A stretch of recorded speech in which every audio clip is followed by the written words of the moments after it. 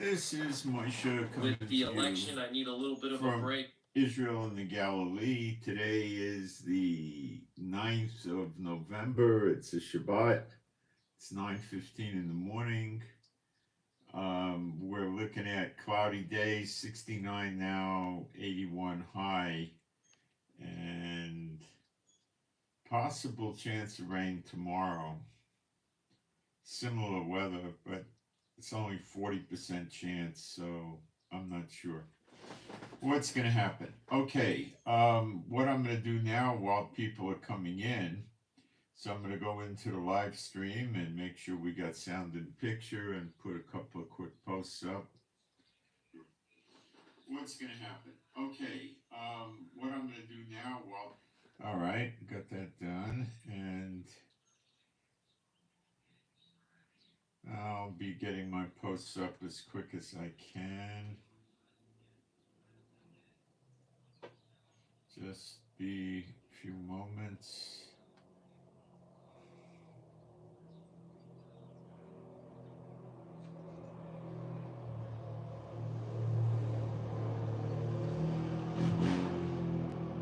And I'm going to put my email address up there, which very few places seem to do.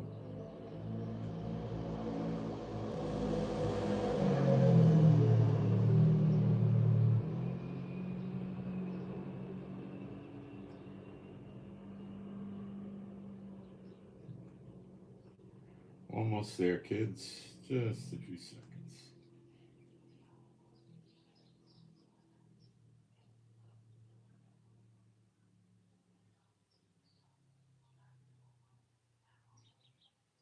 Okay, that's done. Being a Bible-believing site, Old and New Testament, I'm going to do some praise and then we will begin. There is no God like Jehovah. There is no God like Jehovah. There is no God like Jehovah. There is no God like Jehovah. There is no God like Jehovah. There is no God like Jehovah. There is no God like Jehovah. There is no Messiah like Yeshua. There is no Messiah like Yeshua. There is no Messiah like Yeshua. There is no Messiah like Yeshua. There is no Messiah like Yeshua. There is no Messiah like Yeshua. There is no Messiah like Yeshua. Okay, so Trump's president-elect, and what is he doing? One of the things that comes to mind is he had a discussion via telephone or some online communication device with Putin, and they were talking about ending the war, I believe, and Elon Musk was physically present with Putin. So the rumors that Elon Musk is going to be in the government, I'm hearing Secretary of State, maybe it's something else, I don't know. Probably Secretary of State, Blinken's job. And he is, I guess, getting groomed by Trump. The word I'm getting is that Trump is saying that Ukraine has to give back the Donbass region to Russia and then they'll end the war.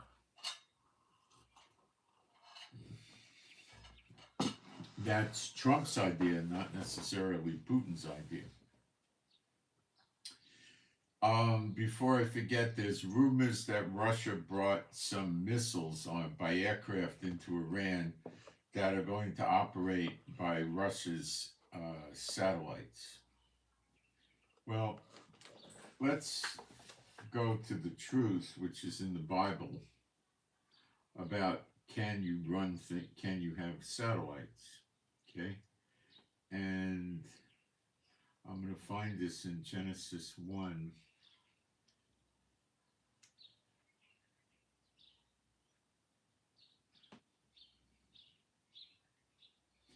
I think we'll start in verse 14. And God said, let there be lights in the firmament. Now, the word for lights in Hebrew is ma'or, which means lights in the firmament. of the heaven to divide the day from the night, and let them be signs for seasons, for days and years, and let them be for lights in the firmament of the heaven to give light upon the earth. And it was so. And God made two great lights, the greater light, the sun, to rule the day, and the lesser light, the moon, to the night, to rule the night. And he made stars also. And God set them in the firmament of heaven to give light upon the earth, and to rule the day and over the night, and to divide the light from the darkness. And God saw that it was good. And the evening and the morning were the fourth day. Now tune in carefully here. And God said, let the waters bring forth abundantly. Oh no, that's on the earth. Okay. So maybe I need to go back up a couple of verses.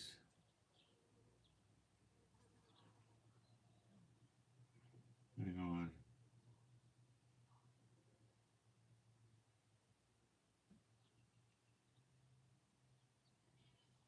Yeah, in verse 8, and God called the firmament heaven, and the evening and the morning were the second day.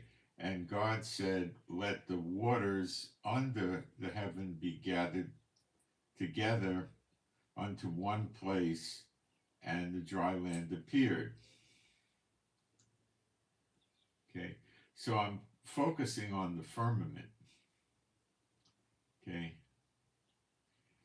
and in verse 6 it said, and God said, let there be a firmament in the midst of the waters, and let it divide the waters from the waters.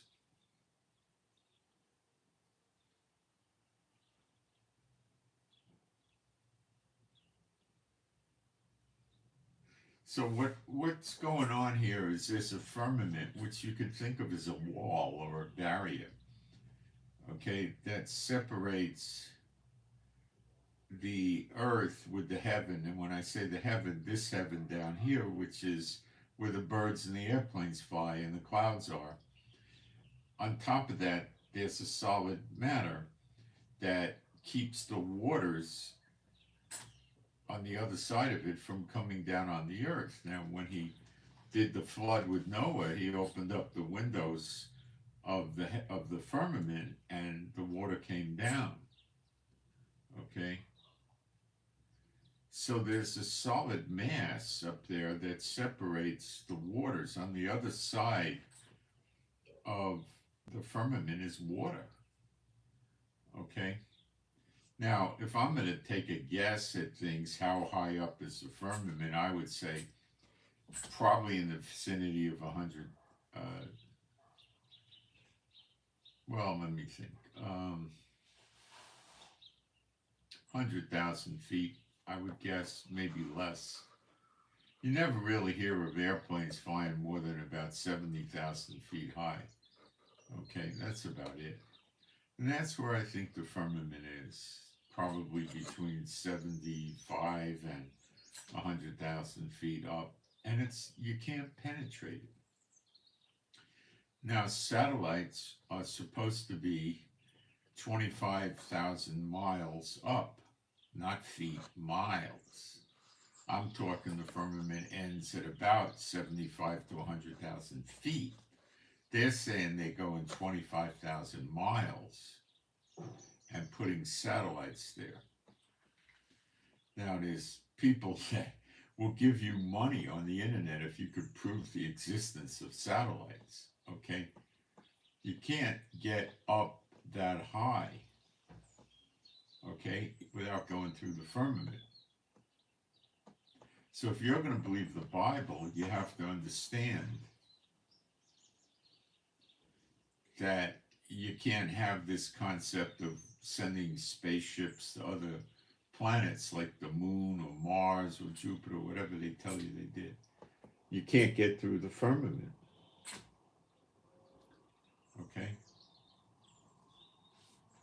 They can't get that far. It just doesn't work. Okay?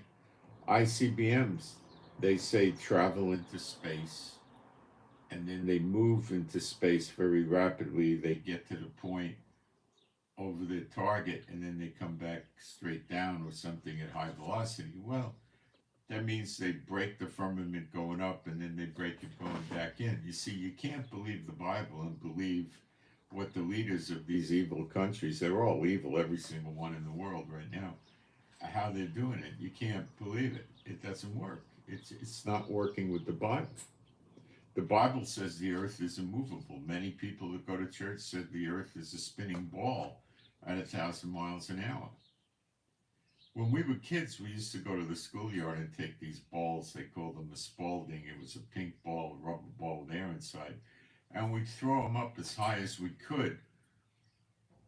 And they would come, we were able to get them usually about 50 or 60 feet, maybe 70 feet. And they would come down right about where we were standing. Once in a blue moon, you wouldn't have to move.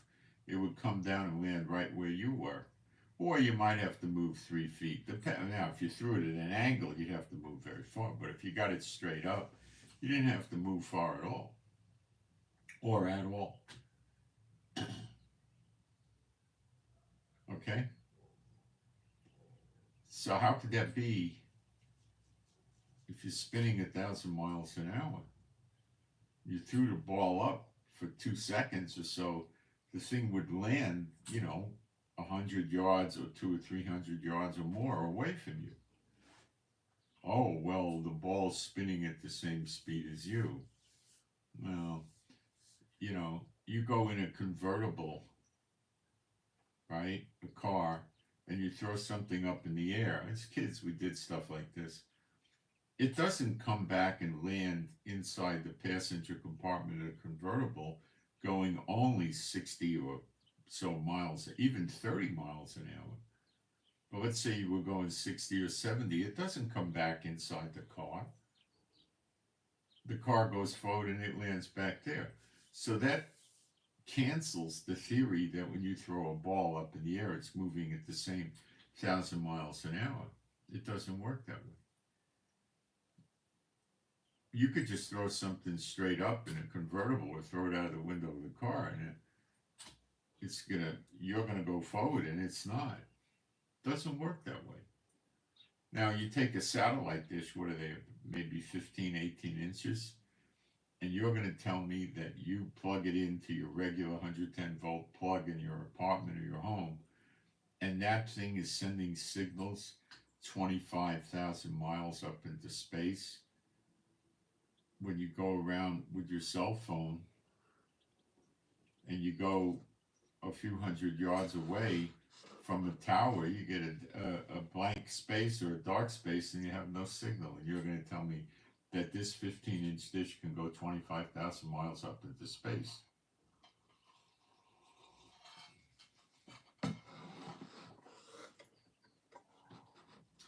How about a satellite phone?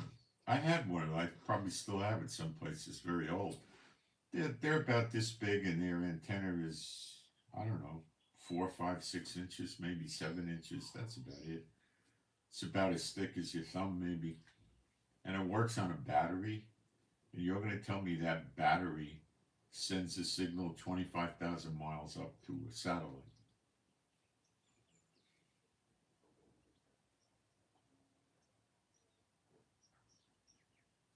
Sorry, I don't see it.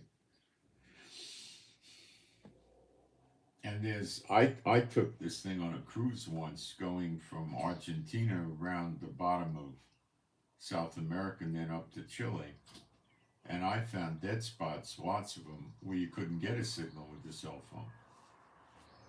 What they do for the satellite phones is they have balloons that pick up the signal and convey it to another balloon, and eventually it reaches a tower and connects or something. That's how they really do it.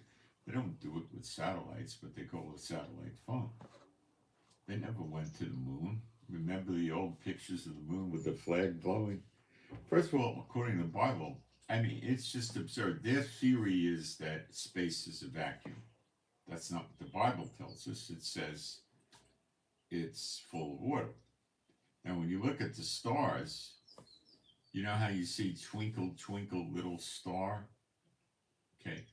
Once I took a laser, it was for a pistol sight or a rifle sight I had many years ago. Took a glass of water and I put the laser on one side of it and looked at it through the glass of water, and you just that's where you get twinkle twinkle little star. You see the twinkling through the water. The reason the stars are twinkling is because you're looking at it through water.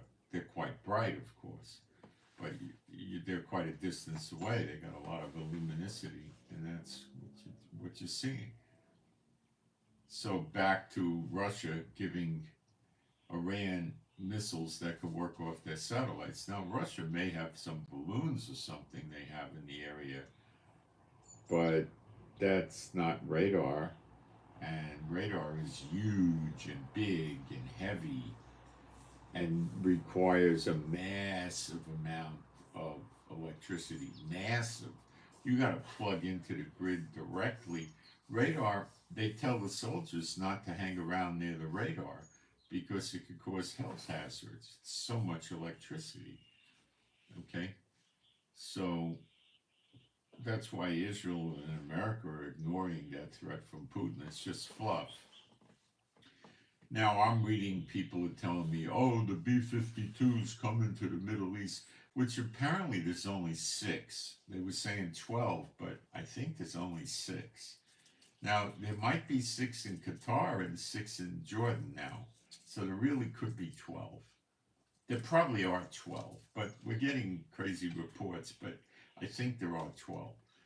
And they're saying, I think 6 in Qatar, 6 in Jordan. By the way, the Qatari guys told the bosses of Hamas have been living in Qatar in a 5-star hotel. Probably a suite. They were probably paying $3,000, $4,000, $5,000 a day for over a year. Yeah, they got that kind of money. And they told them to get out immediately, right after Trump won.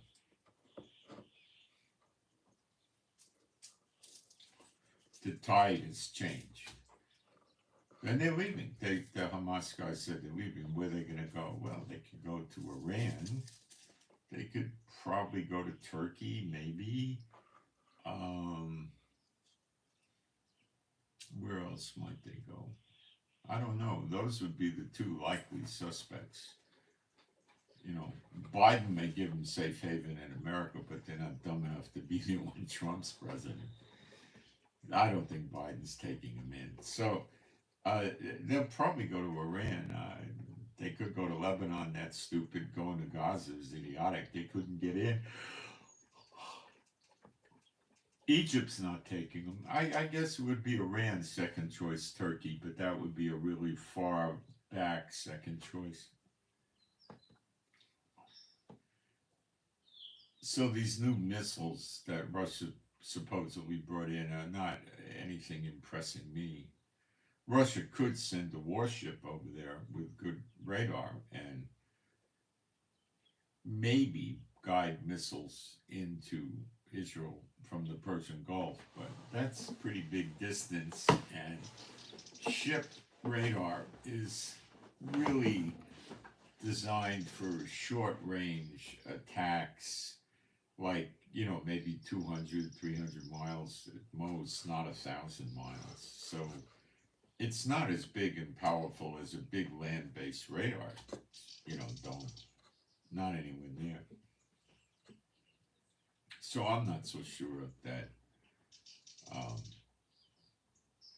Iran has any capability from Russia, and they don't have any on their own. Their S-300s were destroyed. If they had S-400s, which is debatable, they got destroyed too. They had other lesser radar they used for directing missiles. That's gone too. Iran's got no clothes. They got no way to attack Israel. That's why they're staging weapons in Iraq and Syria. Now, Iranian leaders are, you have to understand this, they're quite stupid. Okay?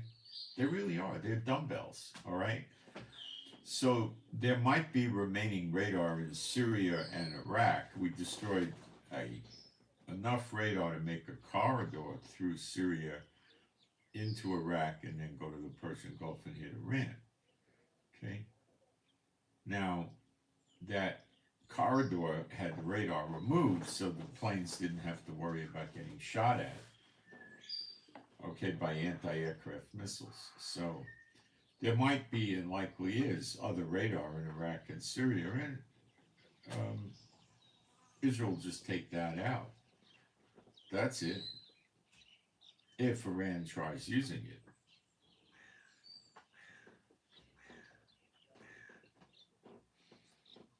Okay, so I heard a commentator say, oh, these B-52s, no, Biden has no intention of using them. They're just there to posture or scare Iran.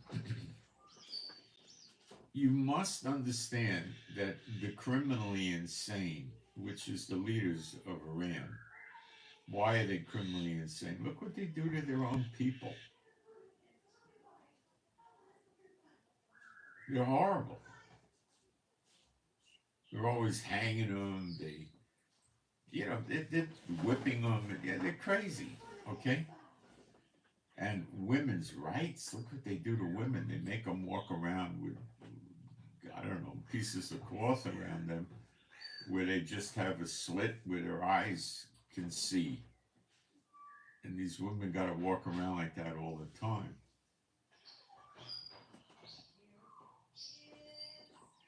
Their theory behind this is that the Islamic males are so oversexed that if they see a woman dressed like a European or American woman, they'll become excited. And that's why they think it's justifiable if they see a woman with a bikini or a top with her midsection sticking out and short shorts, and they rape them. Well, it was a woman's fault. She excited a Muslim male, and she shouldn't have done it, Now, not all the Muslims are that way, but these crazy ones, the terrorists, seem to be that way.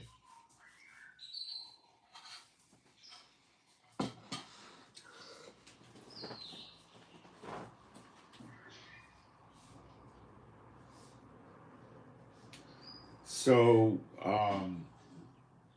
they're stupid, okay? And they're probably dumb enough to think that they're going to be able to use the Syrian or Iraqi radar, which has no defenses worth a hoot, to guide missiles into Israel. But they're also, but I don't think they're going to launch from Iran. They're putting these missiles into Iraq and Syria, and we're destroying them, and this kind of thing is going on. So,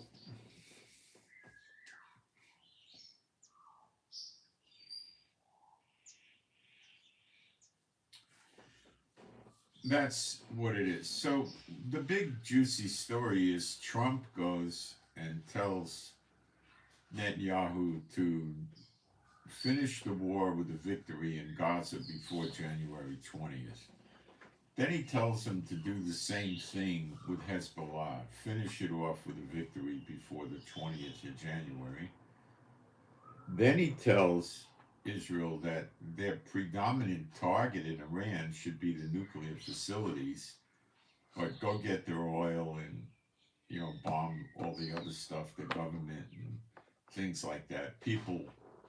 Elon Musk apparently said that there is going to be no more Iran. And Bible prophecy says that, by the way, in Jeremiah 49. It uses the term Elam, which consists of basically pieces of Iraq,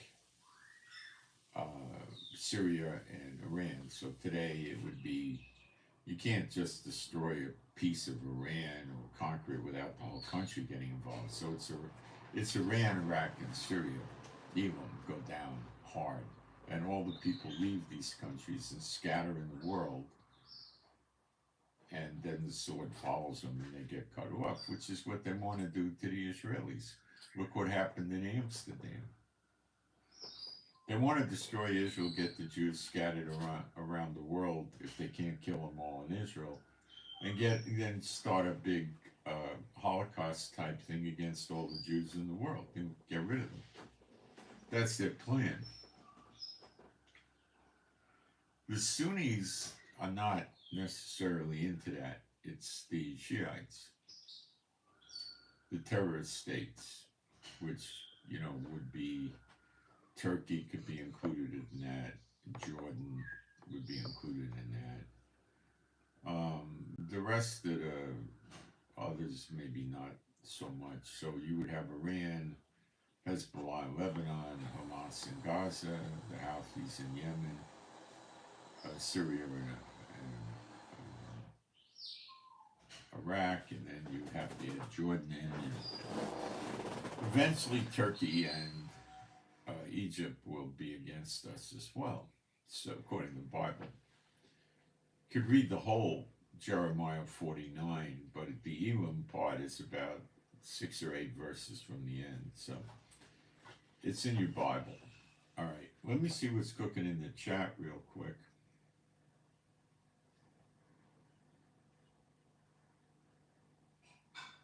All right.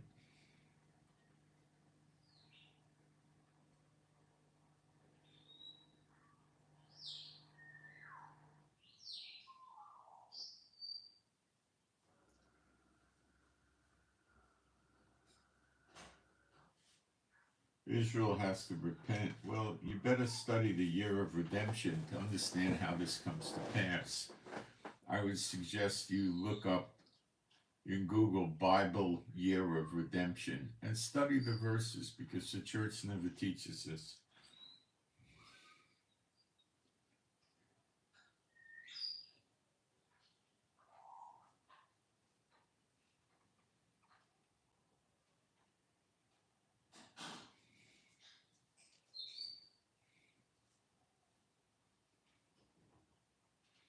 I'm not from Brooklyn, Bronx. I lived in Israel many years.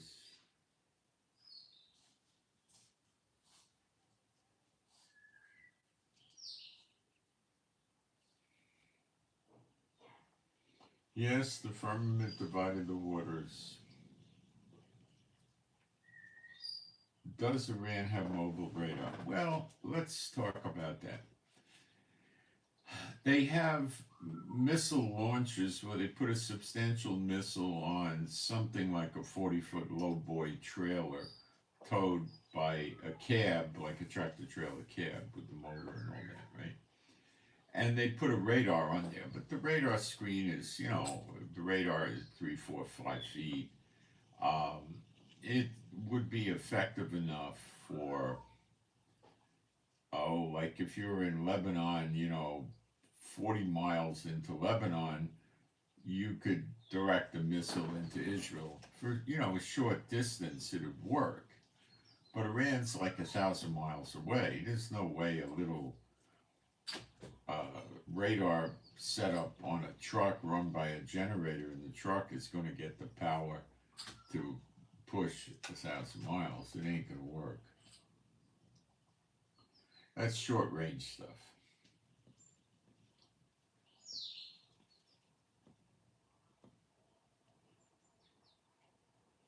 The other thing about Israel needs to repent is you should read Hosea 6, 1 and 2, which says God punished them for 2,000 years. And you need to understand that many places in Bible prophecy, it says God stopped up their ears and closed their eyes, lest they turn to him and be healed before that 2,000 year punishment is over. And it's just about over.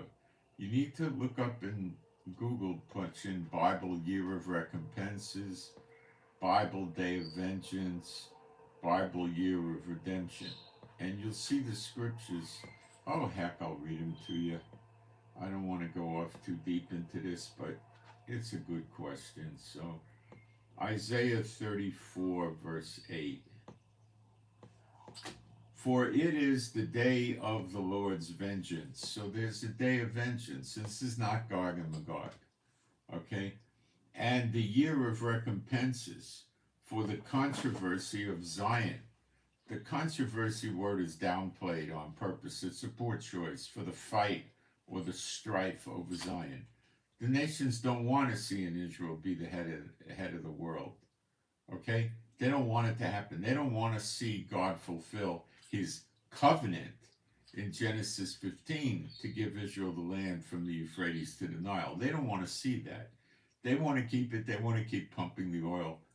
They are his adversaries. Okay? So there's a day of vengeance in the year of recompenses. How about that? Church never talks about it, do they? I've never once heard them talk about it. Now we go to Isaiah 63.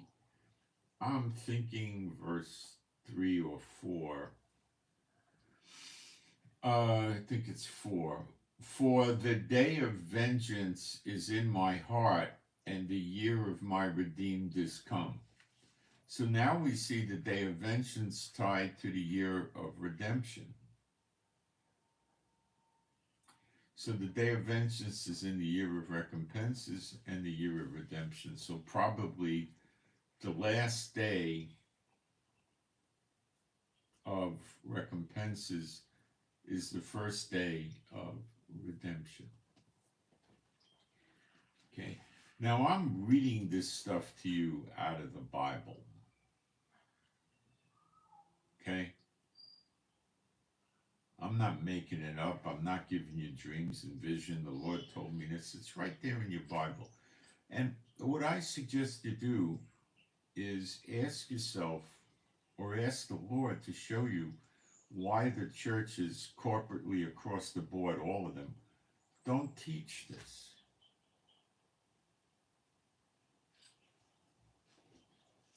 It's in your hands. Okay, let's go back and see if I have any other points here.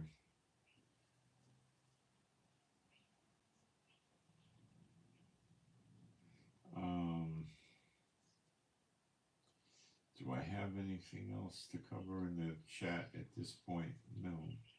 So Iran, basically, the king has no clothes. They got no defenses, and Israel could fly in and do whatever they want. The B-52s are useful. So the one guy saying, oh, they never put the B-52s in Jordan or Qatar because Iran could just attack them in minutes with their missiles. Well, they can't anymore. That's why the B-52s are there. They came after Israel took out the radar. It would take months, if not years, to restore this radar. You don't get on Amazon and punch in, radar system good for 1,200 miles and pay them $11 million and DHL brings 80 trucks in on. You can't do that. I think you may be looking at least a year or something like that to get the radar in. Okay? It's not simple.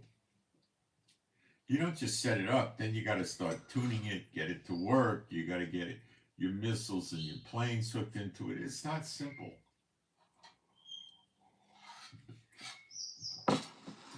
See, a ballistic missile means the missile travels far. A ballistic guided missile means the missile has some capability to be maneuvering to hit its target, aimable. All right? Now, a lot of the missiles that Hezbollah and Hamas use are what you would call pot shot missiles. They point them and they just try to think where we're going to hit. Now, Hitler used pot shot missiles in World War II, the V1 and the V2, against England. And the way they did it is they knew the speed the missile would travel at. They weren't radar guided. They knew the speed the missile would travel at, okay? And they knew how much fuel the missile burned every minute, and they knew the speed per minute. So they did a calculation, with the slide rules back then, not a calculator, how much fuel they got to put in there to get the missile over the target area. Then the fuel stops, the missile falls down, it has a detonator on impact, and it blows up. Were they dangerous to the UK citizens. Well, 30,000 died during the war. They were. These had no penetration capabilities, and so the people went into the tubes of London, for instance, and they hid in the subways, which was far down enough that the missile impact would be on the surface and it wouldn't reach the people in the subway.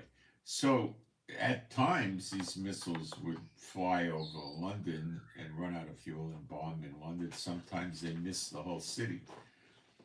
So the way the guided missile would work is three ways. One is an optical system, which we don't believe Iran has at all. Another one is a laser system, which they don't have. And the third way, the standard approach to the problem, is radar. So you have if you're going to shoot 1,000 miles, you've got to have a great big radar set up to be able to paint the surface out at 1,000 miles. Okay? And the radar gets the signal, sends a signal that the missile can read. The missile doesn't have radar. It doesn't fly with a big radar scoop or sphere or anything like that. It has a receiver for the radar signal, and the computer in the missile can interpret the signal from the radar, and it can adjust its path accordingly. Okay, or they could do it, but I think it does it by itself. There's all different renditions. So that is the way the missiles would work, but Iran can't make them work because they don't have any more radar. And Putin's not sitting pretty where he could say, all he ever gave him was 4 S-300s. He didn't give him, 18 or anything like that. So Putin could send more to him, but, you got to consider Putin's under drone attacks inside Russia heavily, a lot, and the F-16s also. So Putin needs them. I don't think we're going to see Putin cough up another 4 radars. They're just going to get destroyed anyway.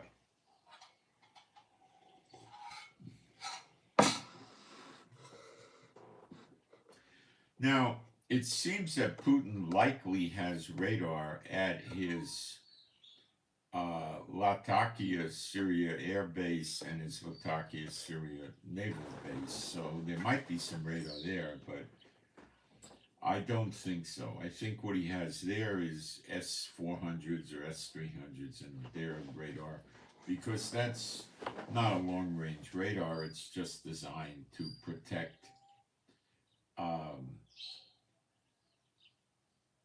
the bases that Russia has there in Syria from missile attack. That's all or airplane attack. That's all it's there for. Not to offensively attack Israel. It's not that kind of a system at all. And how the heck would Iran get the missiles from Iran over to Latakia, Syria? I mean, it doesn't mean, it's not adding up, okay? Could Russia put a warship there and direct the missiles? I don't think warship radar is going to work at 1,000 miles, guys. I think, again, you're looking at something like 200 or maybe 300 miles or 400, not 1,000. Ships don't need that kind of a capability. Now, the Americans probably have stuff like that, but I doubt Russia does. The ship is mostly looking to see what's going on 100 miles away or 200 miles away or something like that. They're not looking to see what's going on 900 miles away. That would be considered noise that they're not that interested in. 900 miles away is not much of a threat, and it's not meaningful. If you catch planes even 500 miles away, it doesn't mean they want to have anything to do with your warship. Now, if you catch planes 100 miles away or 40 miles away, well, then you got to be very worried, So that's the reality with Iran. And I put on my Telegram, I think 2 days ago, maybe yesterday, an interview on, I think it was Fox News, with a retired four-star general from America. And he was saying, the king has no clothes, Iran has no defenses. So a lot of these people are just making lies up. They're probably being paid by these Muslim terrorist organizations, or they hate Israel, and they're making all these lies. They're saying Israel's decimated and this and that. This is the latest lie I saw. A guy on social media, YouTube actually, is running around saying that Israel is calling Donald Trump the Messiah. Now, let me tell you, I've lived here many years. There's no Jew in Israel that's calling Donald Trump the Messiah. He's not even Jewish. They would never do that. They would get censured by the rabbis. Nobody here is calling Donald Trump the Messiah. They're saying God sent Donald Trump to help them. That's a big difference. Okay? Big difference. Huge. Okay? So, they're just talking trash. Now, let's go back in history very briefly. Starting around 1939 into, I guess, 45, there was a World War II. And the Jews were persecuted heavily by the Axis, particularly the Nazis, okay? And 6 million died, and there was a lot of problems for the Jews at that time. And what happened after that? Well, we had the nation Israel in 1948. Now, are you seeing a lot of Israelis being persecuted today? Oh gosh, yeah. Since October 7th, we must have taken somewhere between 15 and 20,000 missiles and drones. Is that not persecution? Plus all the terrorist attacks inside Israel, car ramming, shootings, stabbings, bombings. Okay? And what do you think is going to happen after that? How about the redemption of Israel? That's what it's leading to.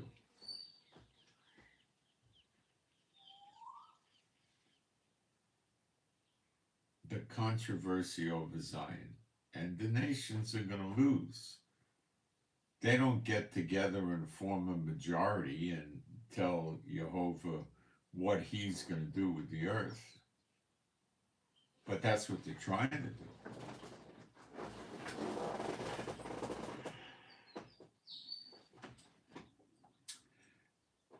In Jeremiah 49, it says, the Lord says, he will break the bow of Elam, the chief of their might. Now, what does a bow do? You take an arrow out of your quiver, you put it in, you pull the bowstring back, you release, it fires. So let's put it into modern terms, because when that was written, nobody knew what a missile launcher was or a missile. So it's not hard. The bow that projects the arrow, the bow is the missile launcher, and the arrow is the missile. And that's what Syria, Iraq, and Iran are relying on. It will be broken, and that may have already been the case because the radar's out. And Elon Musk is correct when he says Iran's not going to be a nation much longer. He's right. He didn't get there from Bible prophecy. I think Trump told him what's going to happen.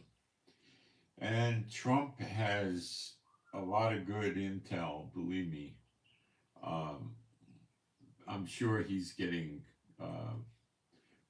well, it may not have started yet, but I imagine by the end of the week, he'll start getting briefings from the Biden administration. Now, will they reveal everything to him, or conceal stuff, or just tell him what they want to tell him? I don't know.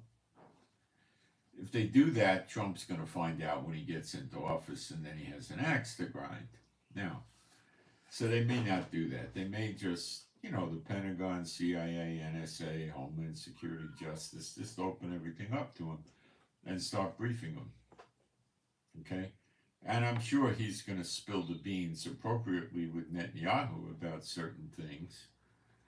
He may not reveal the classified information, he just may guide Netanyahu's actions instead, leaving Netanyahu to guess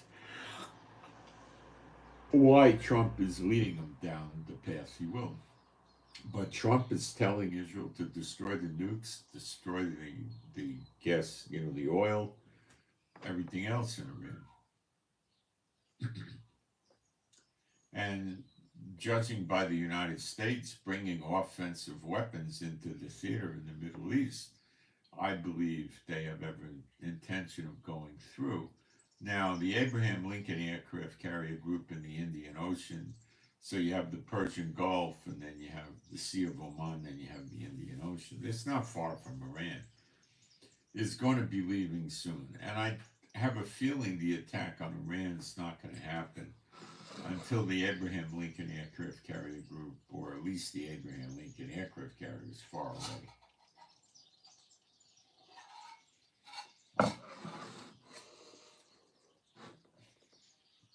By far away, I would say at least 700-800 miles away from Iran,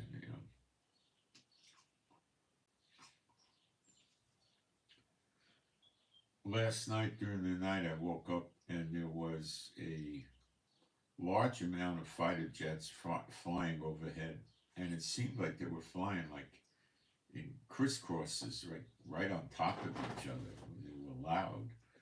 They weren't going that fast. And what was going on is there was drones launched into Israel, and they tried to take the drones down. So we could take them out with fighter jets. We could take them out with helicopters. They use their air-to-air radar. So it's like they're having a dogfight with another jet, but it's a drone. And a drone is, once you get it's not that hard to take out. They're slow. They go 70, 80, 90, 100 or so, maybe 110 miles an hour. They're not fast. So they just got to find the thing, put the radar on it, and fire the air-to-air missile, and it's gone. They get a lock on it. So we use Iron Domes for that. We use helicopters, and we use jets to take them out.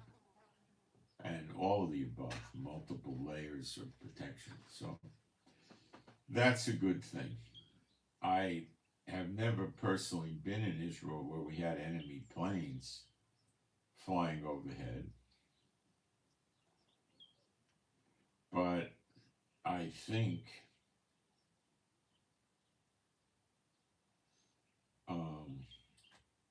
that we'll see it soon. Why would Russia give Iran weapons? Because they have all these treaties, like mutual defense treaties and stuff like that. That's why. And Iran gives drones and missiles to Russia. So it's sort of an exchange.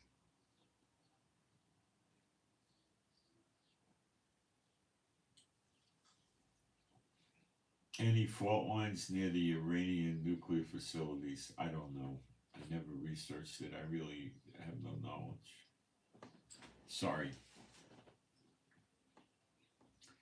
So I guess you could bet your bottom dollar Israel's going to hit Iran and the oil's going to go out and get taken out.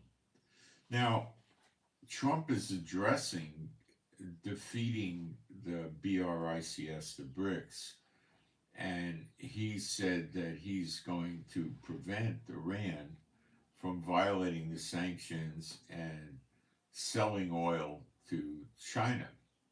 And that will cut Iran down by 500,000 barrels a day.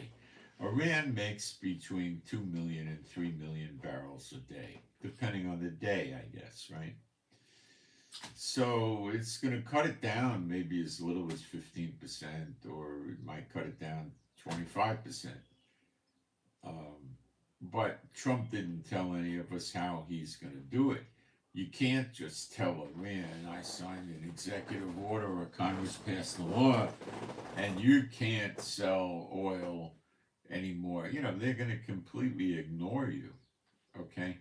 So the only way he's going to do that is to control the Persian Gulf, I assume, and stop the Iranian oil ships from leaving unless Iran can explain where they're going.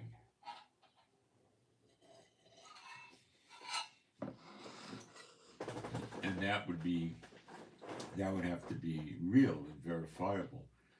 So if you think these psychopaths in Iran are going to sit still for Donald Trump or anybody else, telling them how many ships full of oil can go through the Persian Gulf to deliver the oil, you don't understand what a psychopathic leader is. Look at Hitler. Now, you know he was psychopathic.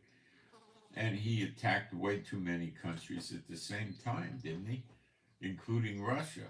And that was his Waterloo. That's what really weakened him forever, was Russia. And he was taking many countries on. I mean, he got France. If he didn't hit Russia after he stabilized after France, he could have, from France, invaded the UK. Probably could have got the UK.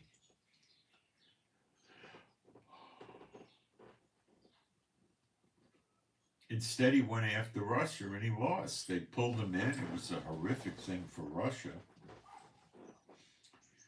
They pulled him in, and the Russian winter and everything else got rid of him. They couldn't do it.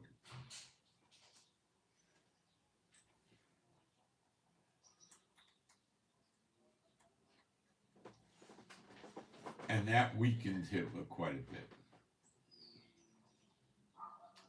So he made the same megalomaniac, psychopathic, vicious, cruel leader mistakes that Iran seems to be making.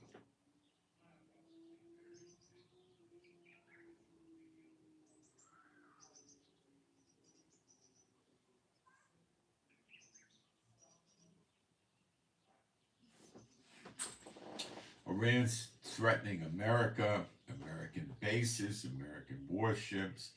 They're saying they're tracking American warships with their drones. They know exactly where they are. They're going to swarm attack them with drones. They could use go-fast boats. They could use anti-ship missiles. They could do all kinds of things. And America's not exactly happy about that. So they beefed up their bases in Iraq and Syria. All right, there's more stuff to talk about. Trump's been a busy guy.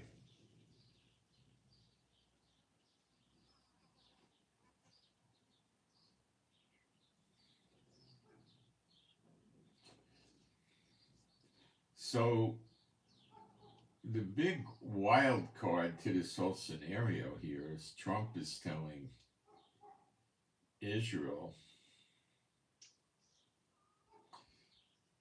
to go finish off Hamas in Gaza and Hezbollah in Lebanon before the 20th. And what's Biden going to do about that? Or what's he going to say about that?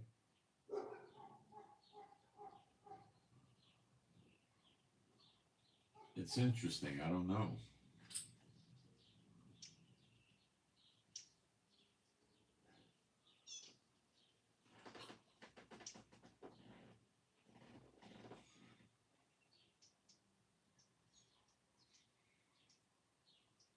I'm reading my notes here for a minute.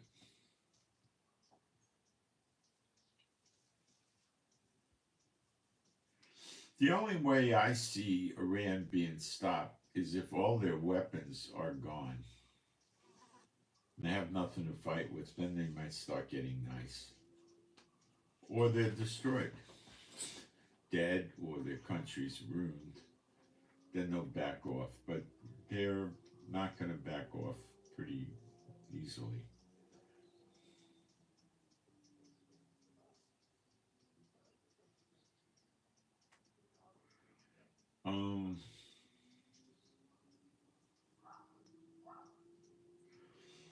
The governor of California told the people of California right after the Trump election, Trump won the election, that the state of California would protect the people and they don't have to worry about the Trump administration imposing their policies, practices, and doctrines on California.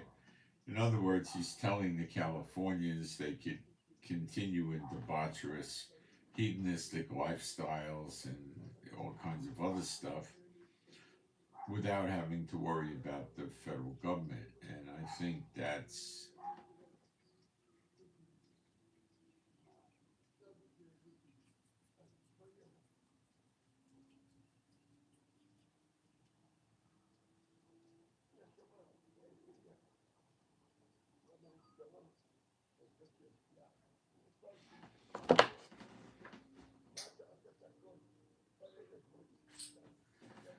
so there's going to be a war. And it's going to start with a big regional war. And I really am expecting America to minimally bomb the nuclear facilities of Iran. And I am expecting Iran to attack the American bases and warships. And I don't know how successful they'll be, but they're probably going to create a certain amount of damage and destruction. I can't imagine that nothing would happen.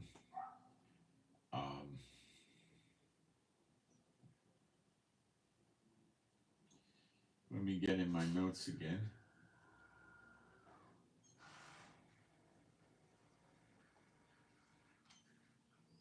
Now, the government in California telling the people in California that he's going to, I think his name is Newsom, that he is going to protect them from the Trump administration could be the beginning of ruler against ruler, as in Jeremiah 51, I believe. It's either 50 or 51. Ruler against ruler, which is basically civil war. But Newsom, the governor of California, is a ruler. And he's apparently getting ready to oppose Trump. Now, other jurisdictions may do the same thing. I don't know exactly who they would be, but you maybe Oregon or Michigan or New York State, or I don't know. There's a lot of places that are left wing, New Jersey, Connecticut, and they may turn against Trump and all of them at the same time. Say, we don't want you to be our president, we don't want your policies. And Trump's not going to tolerate that for 1 minute.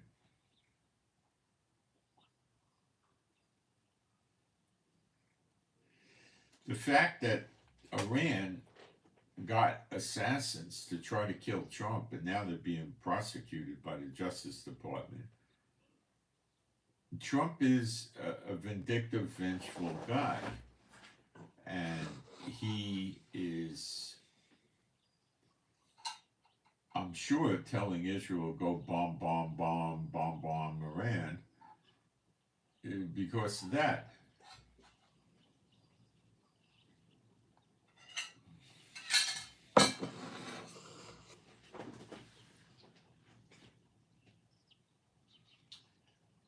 Now, again, it's a perplexing dilemma to try to figure out what if Trump tells Israel go bomb Iran, oil, gas, the government, the military, the nuclear sites, and Biden doesn't want that. What happens? You see, we're in uncharted waters here. We don't know. Does Biden have to listen to Trump now? No. By law? No. He was elected for 4 years. He has his full run till the morning of January 20th. And then when Trump is sworn in, he's out. But when you wake up in the morning on January 20th, Biden is still president in the morning. I think by lunchtime they do the swearing in around noon or something like that. Then he's out. So Trump does not have the legal ability to tell Biden, stop that. He doesn't.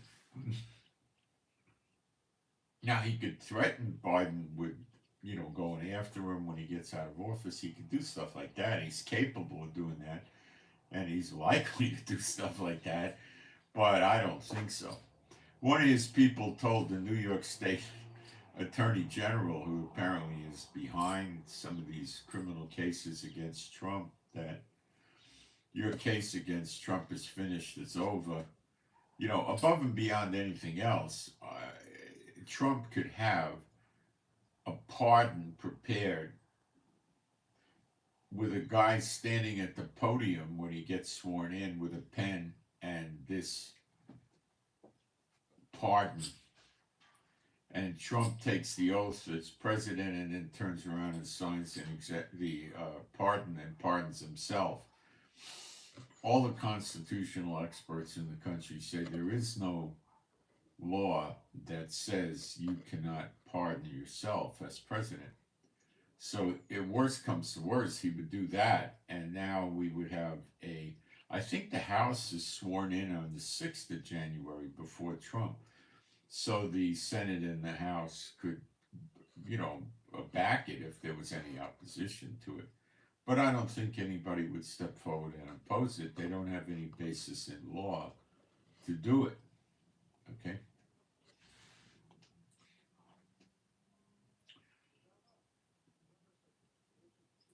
So the Trump guy threatened the Attorney General of New York, was using words like go to jail. So I think it's a woman. I don't think she's very happy about that, but what the heck is she going to do about it? You know, what is she going to do? So I think what Trump wants is that conviction killed, legally canceled. I don't know how he's going to get that done, but rest assured, Trump is a rather resourceful guy with rooms full of lawyers, and he will get it done somehow. I'm quite confident. Okay, we have a prayer request for CM, Charlie Mike. CM prayer request. This person, pray for more work for this person, needs a new place to live, has a place to live, needs a better, different place to live for CM. So more work and a place to live. And we have healing for ES, Echo Sierra, ES, Echo Sierra, healing for blood pressure and needs a job. So Echo Sierra, ES, healing for high blood pressure and needs a job. Okay.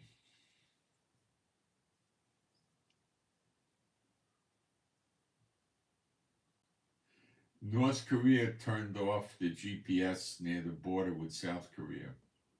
Something might happen there. People are thinking it, but I don't think North Korea would dare go to war against South Korea without China giving them the blessings. Now, China may be giving them the blessings. Now, China spoke with Trump and said, hey, we look forward to making peace with you and getting along, because when we get along, we prosper and you prosper and stuff like that. But remember, in World War II, the United States was negotiating with Japan, right up to Pearl Harbor.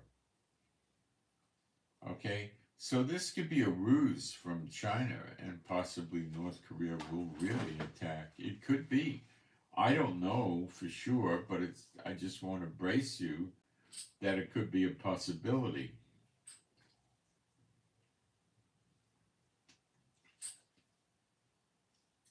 All right?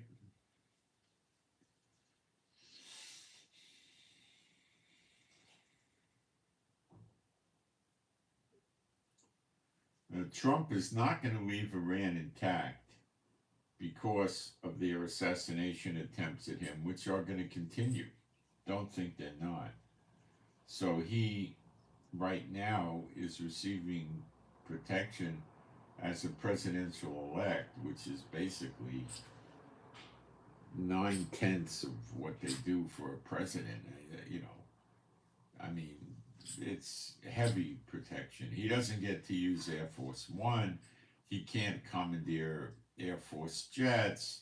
I don't know if he has fighter jets escort his Trump airplane. This might be the case. I don't know.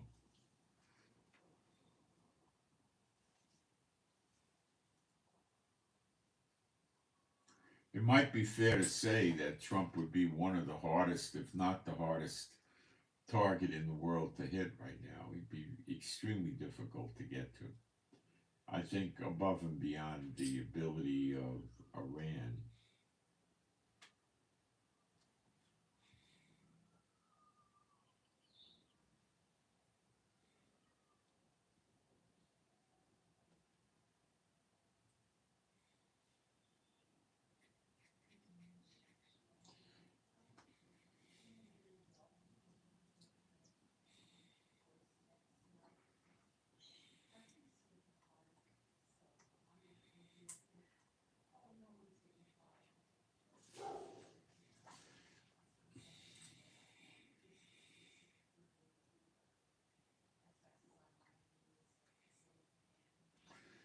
Blinken has never succeeded in a ceasefire in the Middle East at all. It's a mystery why Biden never fired him. But he's continuing to work long distance from outside of America to concoct a ceasefire regarding Gaza and another one regarding Hezbollah in Lebanon. I think the chances of success are dismal at best, and that's why he's not coming over here. Biden would probably like to see him come over here. He's probably telling Biden to go fly a kite. We're out in 10 weeks. I'm not flying back to the Middle East. Forget about it. So he doesn't mind taking a few hours and sitting down on a communication device on the internet or whatever they do and talking to people and trying to put it together. He'll be happy to do that, but he ain't flying back.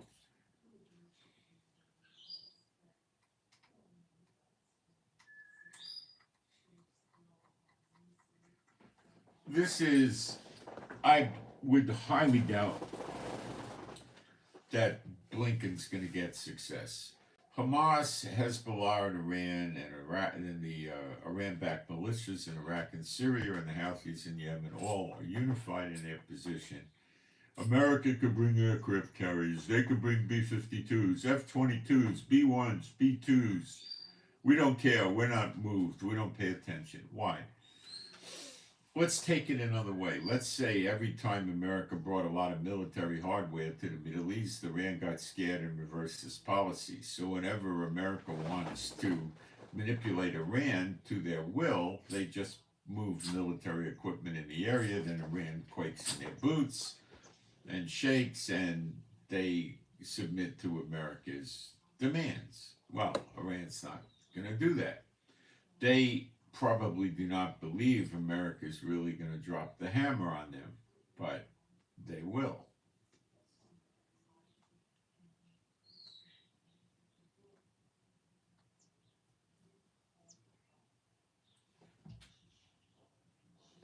Okay? Iran won't allow themselves to be intimidated unless you actually knock their lights out, drop hundreds and hundreds of bombs on them, wreck their country. That won't stop them. You've got to wreck their oil and gas, their refineries, their nuke facilities, their military air bases, their military weapons storage, their missile sites, many targets, probably hundred. I would say Israel would have to hit between 50 and 150 targets to really put a big dent into Iran's capabilities. Now, even 50 or 80 targets would be very major because they'd be the right targets. Okay. You could blow up their Navy ships, but Israel's probably not going to do that because you're going to kill a couple hundred sailors on each ship. Now, if Iran deploys the warships for action, for war in the Middle East, it's going to be in the Persian Gulf, Sea of Oman, Indian Ocean area, and he could start attacking the Americans, but the Americans will probably at that point blow the ships out of the water. They can do that with torpedoes from their submarines, which I'm sure are in the area. They could do that with surface-to-surface missiles. They could do it with A-10 Warthogs. They could do it with a various assortment of fighter jets. No trouble. Stopping hundreds of go-fast boats swarming warships, that's trouble.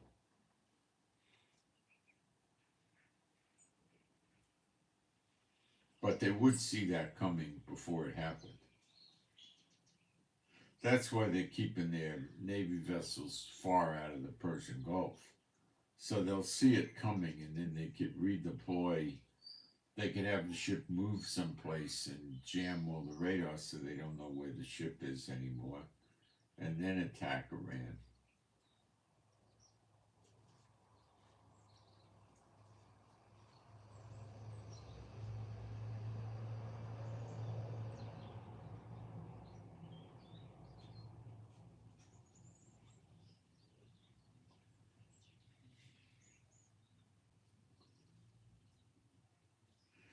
Trump selling oil to the European Union from America's oil is brilliant because that will stop the European Union from buying Russian oil. So he's going to hurt Russia, but he's not going to cripple Russia. He's going to hurt Russia. It's like a jab in the face. It's, ooh, that hurt. You know, it's not going to knock him out, but it's going to hurt. And Trump's just getting started. I mean, he's going to bust bricks up. Do I think Trump has the capability to bust bricks up and the intelligence to do it along with Elon Musk? I'd give that a 99.9% yes. Is he going to have enough time prophetically to do it? That's $1 million question, isn't it? I don't think so. But yeah, those two guys together would be able to bust bricks up. Remember, Musk bought Fox News the other day after the election. So now Trump and Elon Musk have a massive platform to approach the world, and especially America, on Fox News. They're going to control the news on Fox, which is a big propaganda tool for Trump, or we could be nice and say public relations. Plus, let's not forget, Elon Musk has Twitter. And Trump, I think, has a social media platform called Truth or something. So between Twitter and Fox News, their reach is massive. Massive.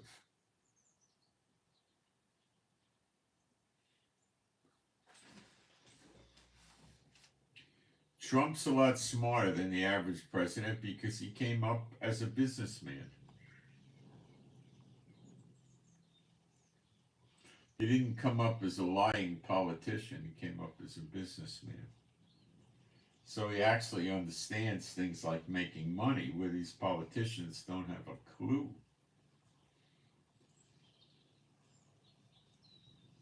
So we really got to be careful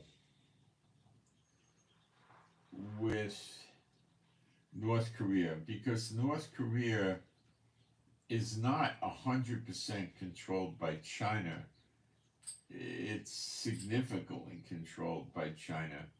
And North Korea may be dumb enough to start thinking that they got to hit South Korea now, because if they wait, they're never going to get away with it during the Trump days to come.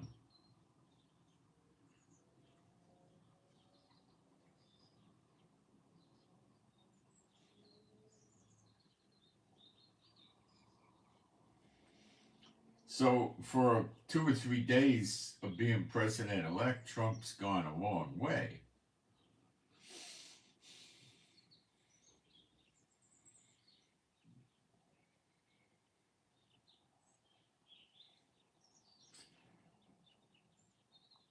Trump, as I always said, is better for Israel than Biden, it appears, but we can't get caught speeding. We gotta be careful with Trump. He wants a two-state solution, and that means us giving the West Bank back, and that's dangerous.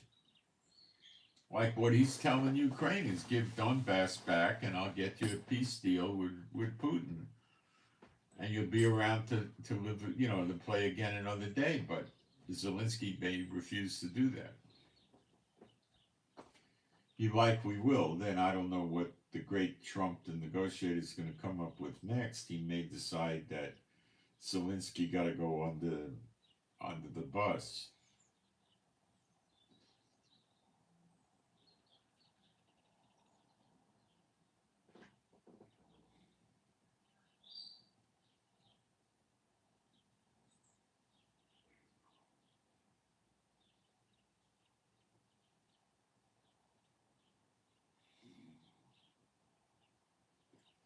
So if he's going to throw Zelensky under the bus, he may throw Israel under the bus. You can't trust Trump, okay?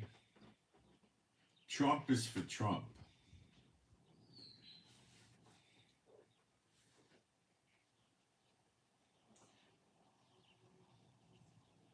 Trump will either want to be, look, prophetically, time is very short, at most a few months till redemption, and that's it. And the daughter of Babylon will be gone by then, and that's it. Trump may never get sworn in. The daughter of Babylon could be gone before Trump even gets sworn in. Don't kid yourself. Okay. So people are running around saying, love your enemies and this and that, and we shouldn't fight and all this stuff. Okay. I need to address this with you. Do the two witnesses love their enemies, or do they burn them up? They burn them up. Where do we see this? Well, some of you may not know this, so I'll go through it with you rather quickly. Zechariah 12, which is Jacob's trouble, not Gog and Magog. And this is already on the way right now. We'll pick it up in verse 2. Behold, I will make Jerusalem a cup of trembling unto all the people round about, when they shall be in the siege, both against Judah and against Jerusalem. That's the land we have now. And a siege is not an invasion, it's a surrounding. And you got Lebanon in the north, Gaza in the southwest, you got Yemen way south, you've got Syria and Iraq to the east, and you got Iran kind of to the northeast, all attacking Israel. But nobody's invaded. That's a siege. Now we're in verse 3. And in that day will I make Jerusalem a burdensome stone for all people. All that burden themselves with it shall be cut in pieces, though all the people of the earth, well, it's all the people of possibly the land. You see, the word for people is mistranslated in this sentence completely. They knew what they were doing. They mistranslated it on purpose. The word is goyim. It means heathen. All the heathen of the earth. Now, the word for earth is haaretz. It means the land of Israel, or it means the earth. They decided to call it the earth here arbitrarily. It's probably referencing the land of Israel, using greater Israel, the covenant that God made to give it to us. It's a covenant. And that goes from the Euphrates to the Nile. It's about 100 times bigger than what we have now. Okay?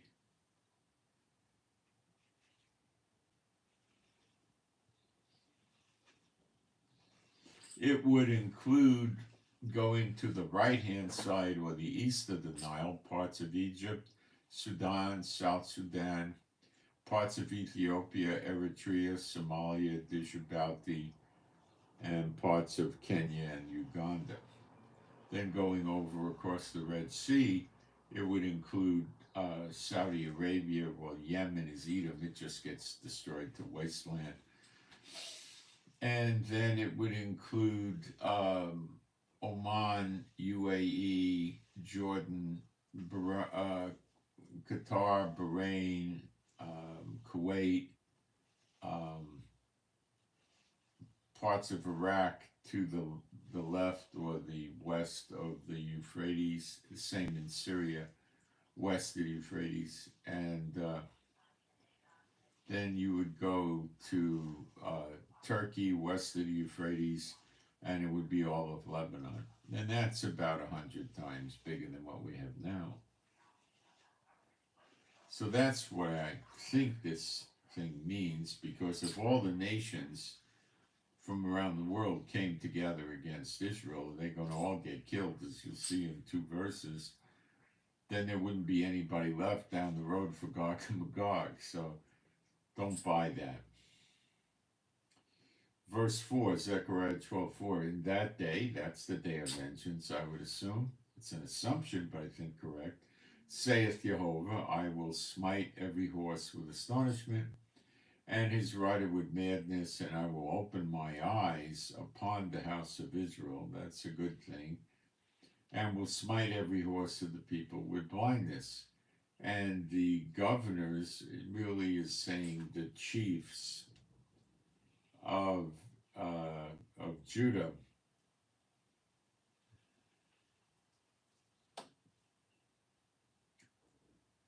shall say in their heart, the inhabitants of Jerusalem. What it really saying is the chiefs of Judah, which are the judges, which are the 2 witnesses, they become the judges of Judah. Judges are prophets. The 2 witnesses in Revelation 11 are depicted also as being prophets, and that's them. I covered this yesterday in Isaiah 1. God says he's going to run Israel with the judges again and the counselors. So the judges of Judah shall say in their heart, the inhabitants of Jerusalem. And what it really says is their strength is in Jehovah of hosts, their God. So there's some sort of a large amount of believers in Jerusalem at that time. In that day, again, it's one day, will I make the governors or the judges of Judah, now listen to this, like an earth of fire among the wood, and like a torch of fire in a sheaf. And they shall devour, it should be translated burn up, and they shall burn up all the people round about on the right hand and on the left. And Jerusalem shall be inhabited again in her own place, even in Jerusalem. So here we see the 2 witnesses. Who else do you know? I mean, a torch of fire in a sheaf, and the other depiction is like an earth of fire among the wood. That's the 2 witnesses with the fire coming out of their mouth. Burn up their enemies on the right hand and the left. So how can you apply love your enemies here? See the ridiculousness of that? The Lord said to, what's it, Psalm is that anyway? Let me look that up. Is it 2 or 110? I need to check this for a second. No, let's go to, I think it's maybe 110. I forgot the number, but I know what it says. Yeah, it's 110. The Lord said to my Lord. So what it's really saying is Jehovah said unto Adonai, which is a lesser word for Lord, sit thou at my right hand until I make thy enemies thy footstool. Now, how does that happen with unwilling enemies that are fighting against God now? If you love them, the world's never going to be turned right side up. God's never going to successfully rule the world with Israel as the head of the nations answering to him correctly. The world's going to stay miserable because they want Satan as their leader, and they want to keep taking advantage of all the other people that aren't Satanists. And that's never going to change without violence, because that's just the way it is.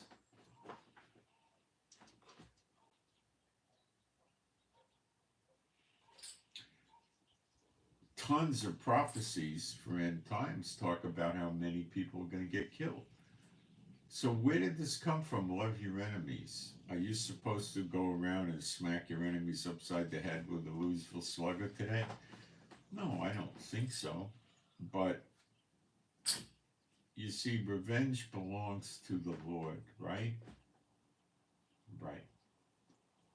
And the Lord, with the year of recompenses, you could interpret that by saying year of vengeance is just as easily payback for their evil.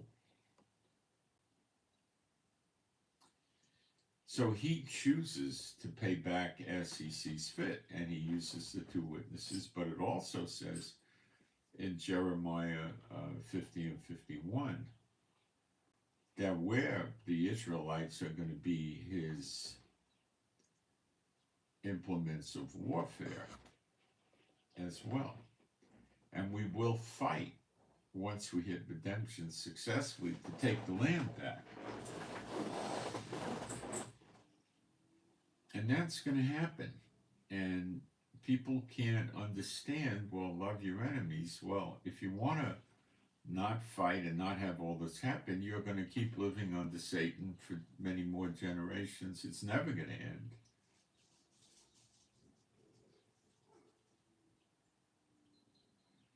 These things have to happen. Yeshua did not come to give Israel the victory at that time. Remember, he says he brought a sword. He wasn't coming to bring peace. The manifestation of that is coming up. Now it says regarding Yeshua, the New Testament, it says, whom the heavens must receive until the restitution of all things. He has to stay in heaven seated at the right hand of God the Father until the restitution of all things, which Elijah's going to do, the Elijah, okay? And then Yeshua could come down from heaven and he gets rid of his enemies at that time. The beast, the false prophet go alive into the lake of fire, and New Jerusalem comes down. So the church teaches them, love your enemies. Where is all this coming from? And then, we'd never have an Israel. We'd never have God's kingdom on earth with Yeshua inside New Jerusalem. We'd never eat of the tree of life and drink of the water of life and have no death in New Jerusalem, which it says in Revelation 21:22. And we wouldn't be advancing forward. And that's that. And that's Jehovah's plan.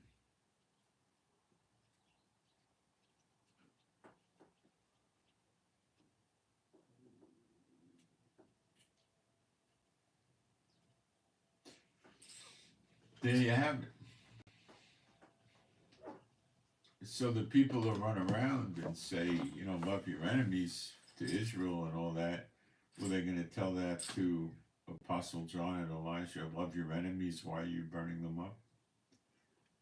Just because they want to kill all the Jews in Israel and make it a Muslim country and put minarets and mosques up in Jerusalem and Israel, that's no reason why you should kill them.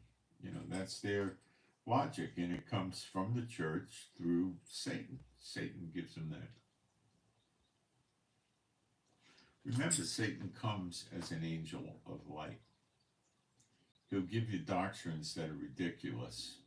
They won't match the scriptures, but you'll believe them. That's how he comes. But if you don't give any place to the devil, he's not going to get you. But there's plenty of people that give place to the devil, and Satan gets over on them.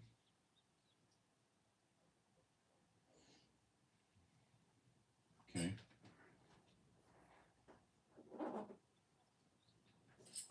Now, let me read you Deuteronomy 28, because another problem we got with Satan in his churches is that people think the law is dead and done away with. And I cover that almost every day.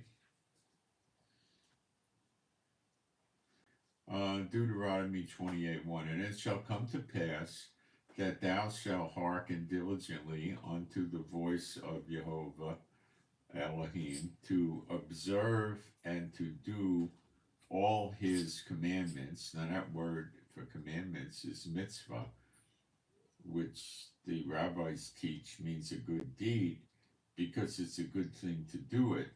it's not exactly right. It's more a commandment. You have to do this.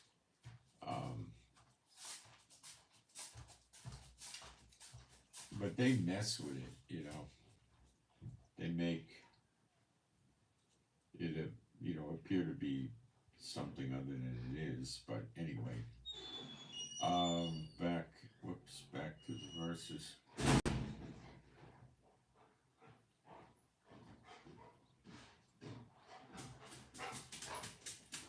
To do all his commandments, which I command thee this day. Now, the word for command is 6680 in the scriptures, which is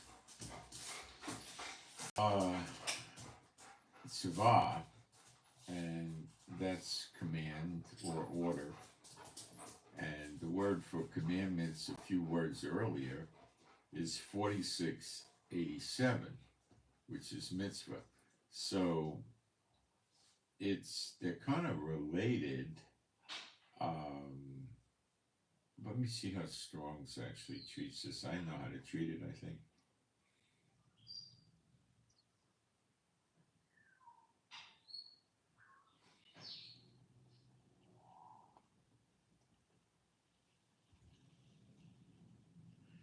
Sabah is the root of mitzvah, so they are related, but they don't clarify the words. Something fell. I don't know what it was. I'll look for it later. They don't clarify things. Okay, they confuse you.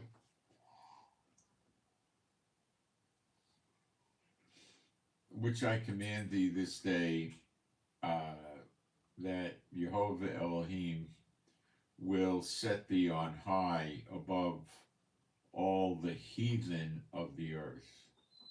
Well, that probably means earth in that sense. See, the word haaretz can go both ways. It can mean the earth or the land, the visual. Let me check something in the Hebrew text on that. It's 28:1. All right.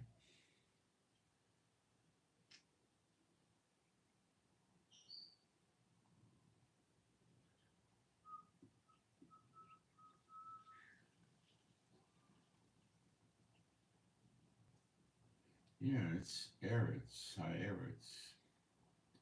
Yeah. Okay. Had that right. I just wanted to make sure. Now we're in Deuteronomy 28:2. And all these blessings, let's look up the word for blessings. Baruch, it means blessing. Baruch atah Adonai Eloheinu melech haolam. It's a blessing. Say a blessing. It's a blessing. Okay, so it's a blessing. All these blessings shall come on thee and overtake thee if thou shalt hearken unto the voice of Jehovah. Let's look up that word hearken. It's not hearken. It's Shema, hear and obey. Shema Yisrael, Adonai Eloheinu, Adonai Echad.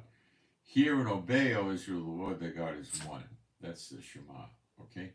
So,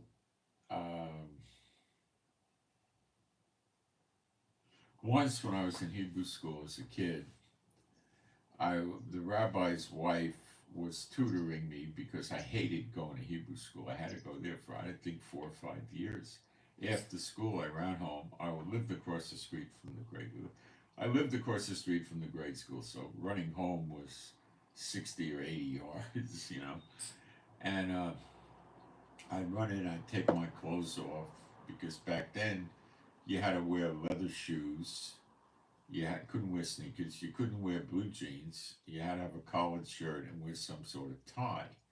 So I'd go home and I'd put on, play clothes, like play ball clothes, sneakers, Levi's, or I think I used to use a lot of Levi's, but I also used Lee and Wrangler. I think Lee's are better than in the old. Anyway, I changed, and then I had a scoot. You know, my mother give me usually something like milk and cookies or milk and cake or something. Then I'd go hit it, and go over to the synagogue, and I had to be there. I think it was an hour or an hour and a half or something like that. It wasn't that long, probably 45 minutes or an hour or something like that. But it was Monday through Thursday. I hated it. I hated it. So once the rabbi's wife is trying to tutor me, and I was just playing around, so I said, Shema Yisrael, and she freaks out. She says, don't do that, don't do that. I said, why? She says, no, you can't do that. And what she meant, and that she didn't explain it to me, is that when they do the Shema, they teach the Jews, the rabbis teach the Jews, that the glory of God of Israel, the kabod, will appear. And if you see him, you could die. You're not allowed to look on him. This is what they teach. It's not biblical. This is what they teach, not biblical. So by saying that and not covering my eyes is what she told me to do. You got to cover your eyes. That she did tell me. You know, that was, what the heck is this? What is she talking about? You know, I didn't understand what the heck she's talking about. You know. And I found it out, you know, like 50 or 60 years later. And they also go like this, like, I don't know, they do it like this, I think, or maybe like this. Remember Spock on Star Trek, live long and prosper. Well, Spock was raised an Orthodox Jew. And this is, of course, incorrect. It's bad doctrine. It's phony doctrine. It's not in the Bible. That when they say the Shema, the glory of God of Israel will appear. That's, of course, false. They also say that Elijah has to appear at the circumcision, I think it is, of every Jewish child as a punishment. And that, of course, is not true. And then they say Elijah comes to visit them for the Passover Seder, the Pesach Seder. And they put a place setting out for Elijah with a knife and fork, a napkin. They pour him a glass of wine. They have chairs. Some of them are embroidered and say Elijah on there, or Eliah or Eliyahu. And they sometimes leave the door open for him to come in. Of course, when he attends the Seder and when he attends these Brit Milah, the circumcision, they don't see him. Of course, it's nonsense, you know. So, yeah, so that's what you get from the rabbis. It's like the churches. No house barking. Shut up. No. I'm talking to you.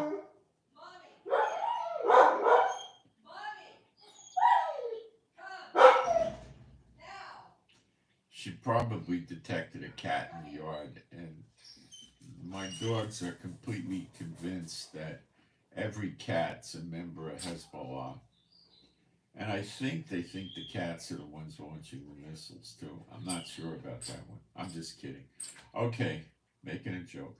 And all these blessings shall come on thee and overtake thee.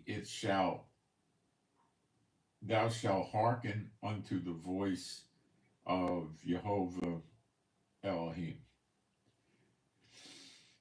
Blessed, and that word is barak. It's blessed, okay? It's a blessing related word. Blessed shalt thou be in the city, blessed shalt thou be in the field. So if you're working in the city, maybe you have a sandal shop or a restaurant, blessed you are. You're working in the field with corn or cows, blessed you are, okay? Blessed shall be the fruit of thy body. That means your kids. What do you think the fruit of the body is? You're growing apples out of your belly button or something? It's your kids. Blessed, the fruit of them. And the fruit of thy ground, the crops that come up out of the ground. And the fruit of thy cattle. So the Cows have babies and they're blessed too. They're not going to be lame or blind, neither will your kids be screwed up or anything like that. The fruit of thy cattle, the increase of thy kin, that's your livestock animals, and the flocks of thy sheep. The kin would be any of the livestock. I mean, a chicken, rooster, duck, whatever, right? Horses, I guess, oxen, whatever. Blessed shall be, I guess it would apply to your dogs too, Blessed shall be thy basket and thy store. That's the food you keep. It's not going to rot and go bad on you and stuff like that. It's not going to get robbed. You'll get to eat your own crops. You're not going to have them stolen. Blessed shall thou be when thou comest in, and blessed shall thou be when thou goest out. That could mean when you travel in and out of Israel. Jehovah shall cause thine enemies that rise up against thee to be smitten. Okay, let's check the word smitten. It means strike, like boom, like Tyson, something like that. It means push, gore, defeat, stub, inflict disease, dash, hurt, plague, smite. Okay, it means to hit, I would say, or smite. It means to kill them, basically. If you smite somebody, you really hurt them, or you maybe kill them even. To be smitten before thy face, they shall come out against thee one way, and flee before thee 7. Okay, so that's not exactly loving your enemies, is it?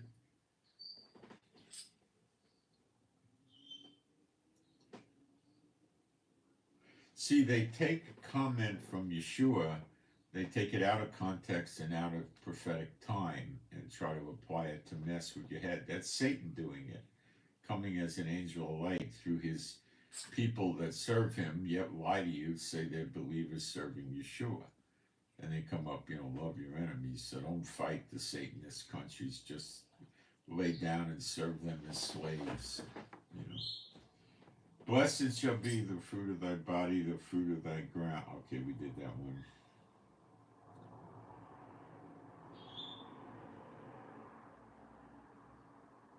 Now I'm in verse 8. The Lord shall command the blessing upon thee in thy storehouses. That would be like your silos, grain storage houses or whatever. And in all that thou settest thy hand unto, whatever you do is going to be blessed.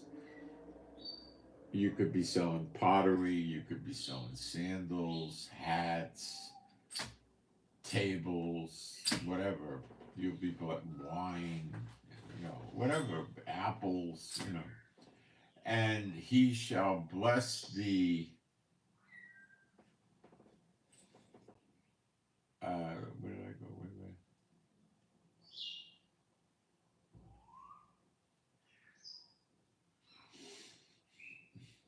And all that thou settest thy hand unto, and he shall bless thee in the land which Jehovah Elohim giveth thee.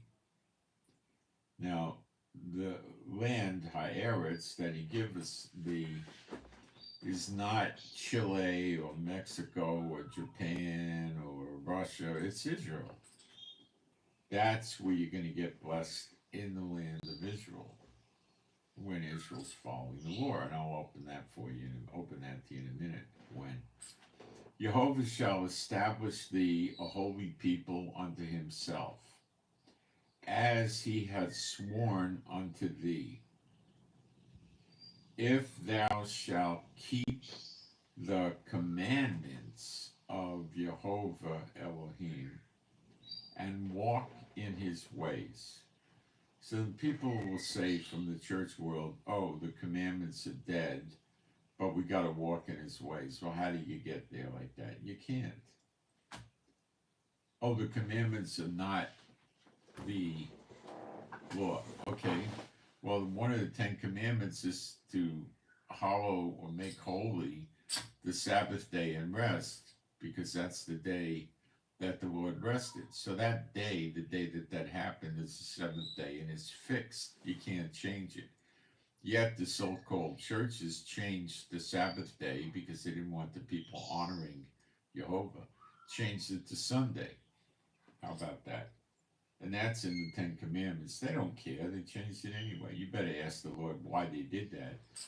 You know, you may not believe me, but you better deal with this if you go into these churches.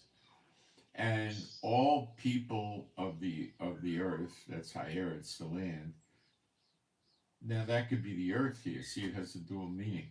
Shall see that thou art called by the name of Jehovah, and they shall be afraid of thee. Why? Because you love your enemies, or you smite your enemies? Of course, you smite them. Real enemies, you know. And Jehovah shall make thee plenteous in goods, that's wealth. In the fruit of thy body, that means you might want to buy at least an SUV full of diapers, maybe a 40-foot trailer. And in the fruit of thy cattle. See, if you got 10 cows and then over 5 years you got 197, you made a lot of money. Okay? And in the fruit of the land, okay, in the fruit of the ground, in the land which the Lord sware unto thy fathers to give thee. Now the word for swear is Shabbat, 7650 is the Strong's, wow, gosh, I lost it, hold on. Strong's number.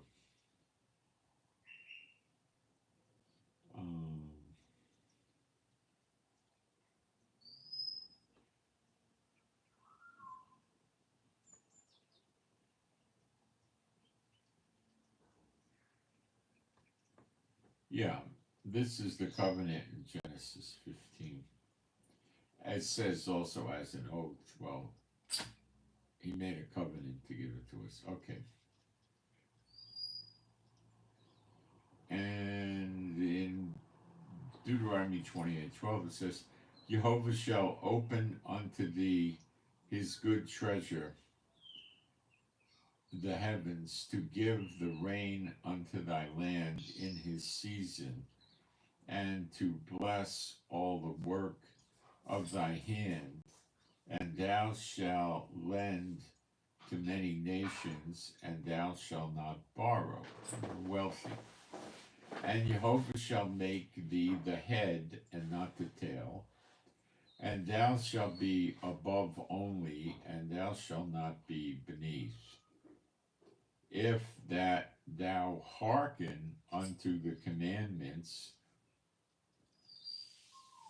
of Jehovah Elohim, which command thee this day to observe and to do them. And thou shalt not go aside from any of the words which I command thee this day, to the right, to the left, to go up after other gods, or to serve them. But it shall come to pass that thou wilt not hearken unto the voice of Jehovah Elohim, to observe to do all his commandments and his statutes, which I command thee this day, that all these curses shall come upon thee and overtake thee. And this is the preaching of the church, that the commandments of the law are done away with.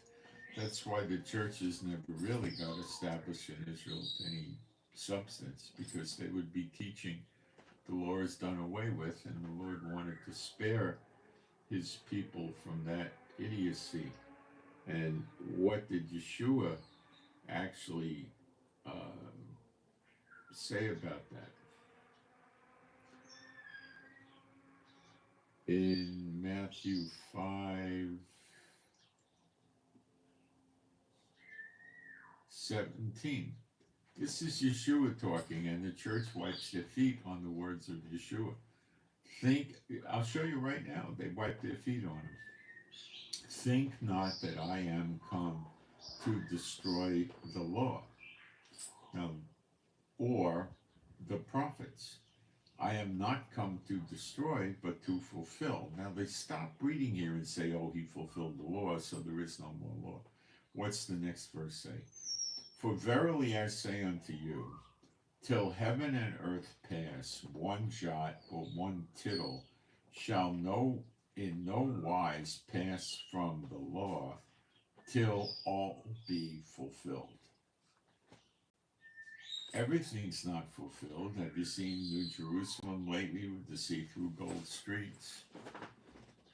Have you seen the beast thrown in the lake of fire? Have you seen Yeshua walking on the earth or in New Jerusalem? Hey, come on. The law's not done away with. They teach it is because it's evil and wicked. Satan doesn't want to see you get the blessings of the law. Now let's see when this happens. We go to Malachi 3. Malachi 3 could happen any day now. Any day.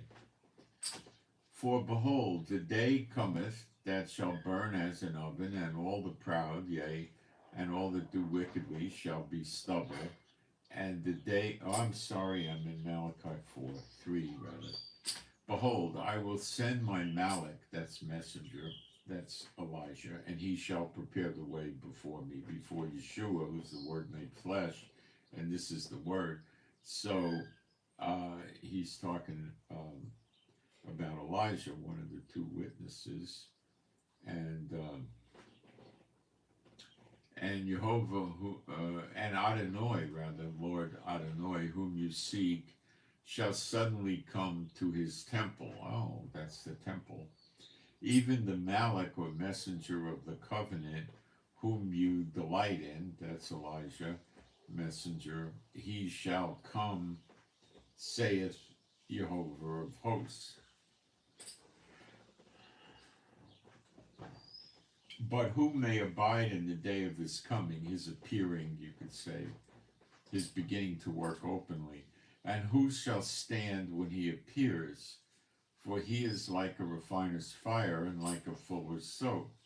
And he shall sit as a refiner and purifier of silver, and he shall purify the sons of Levi, the Levites, and purge them as gold and silver, that they may offer unto Jehovah an offering in righteousness.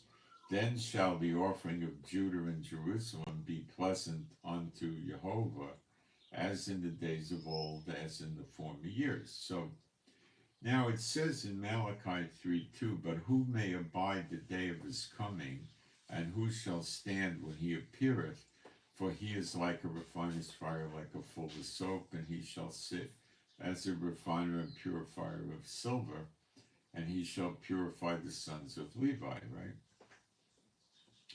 And then it says in verse 5, and I will come near to you to judgment. Now the word for judgment is mishpah, and yeah, it means judgment, justice, judgment.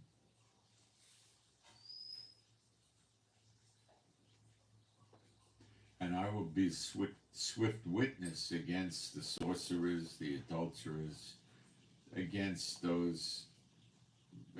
false swearers, and against those that oppress the hireling in his wages, the widow and the fatherless, and that turn aside the stranger from his right, and fear not me, saith the Lord.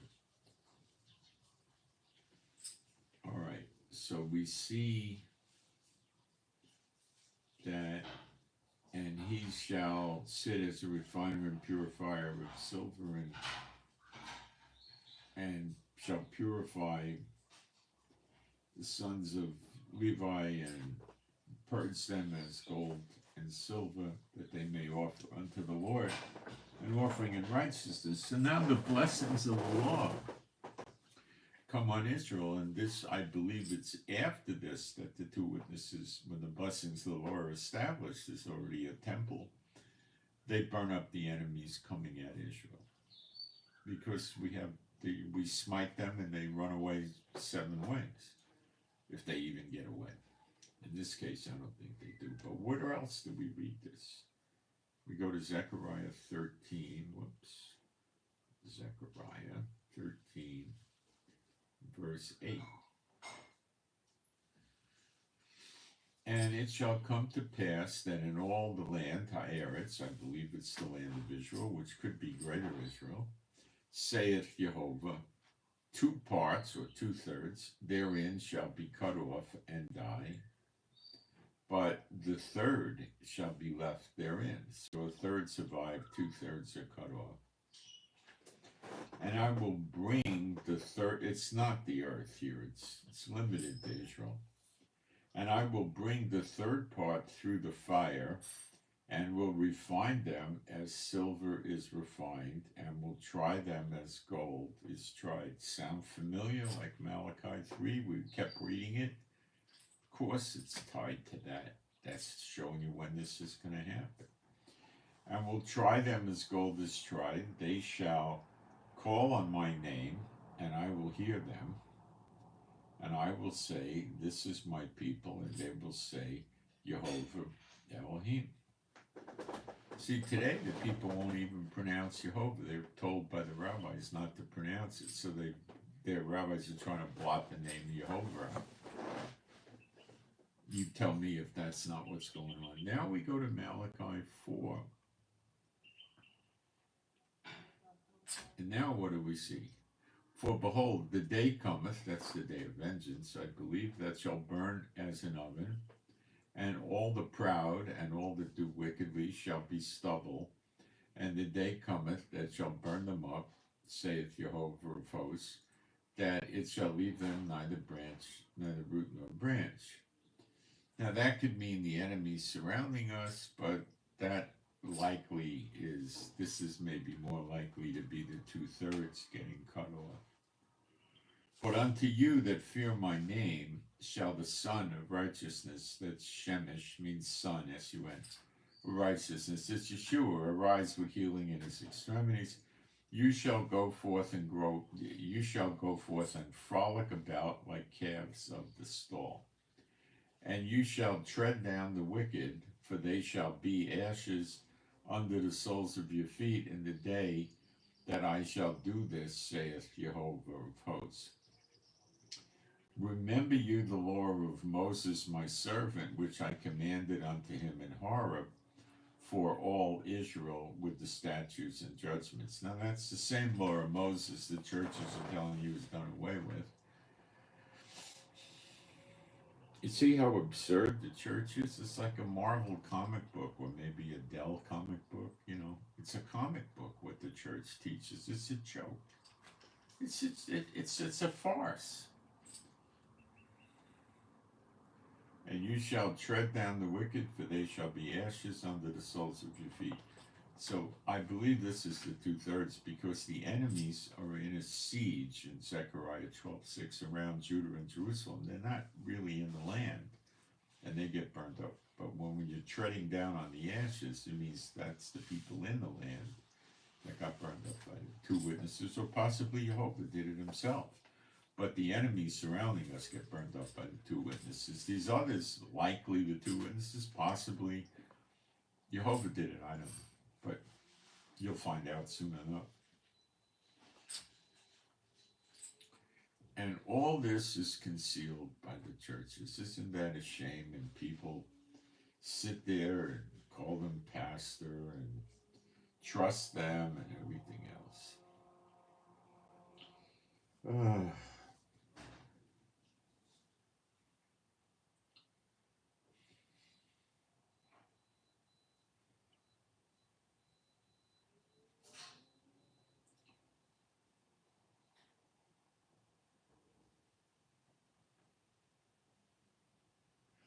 Do I believe an eye for an eye is okay still? No.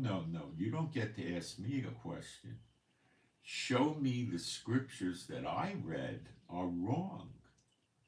Don't keep hitting me with questions. That's how the Satanists play games with Christians. No.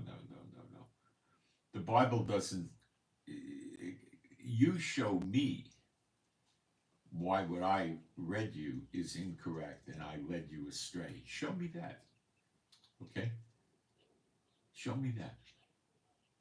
And then explain to me, teach me, explain to me how we're going to move forward in prophecy and get ready for the restitution of all things when Yeshua came to earth if we're not going to take out our enemies. I'd like you to explain it to me because it's not true and there's no way to do it.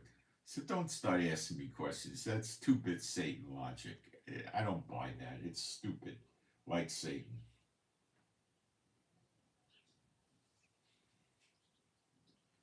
All evildoers are called to repent. Absolutely.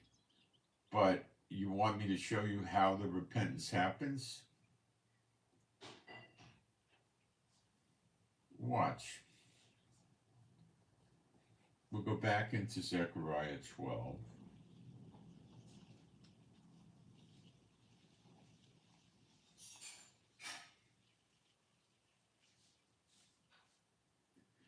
And where did we leave? Oh, I did it in the wrong place here. Hold on. Zechariah 12. And I don't know where we were the last time.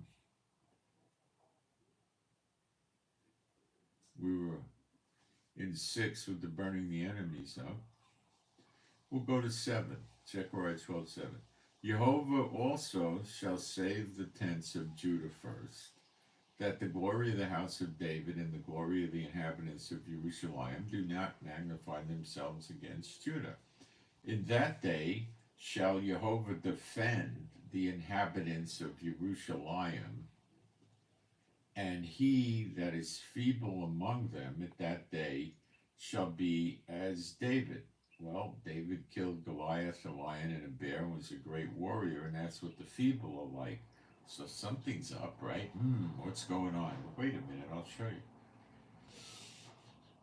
Shall be as God, and the house of David shall be as Elohim, which is as the angel of the Lord before them. That's the angel, the glory of God of Israel, was with Moses and Aaron, the children of Israel, and he killed 140,000 in one day. How about that?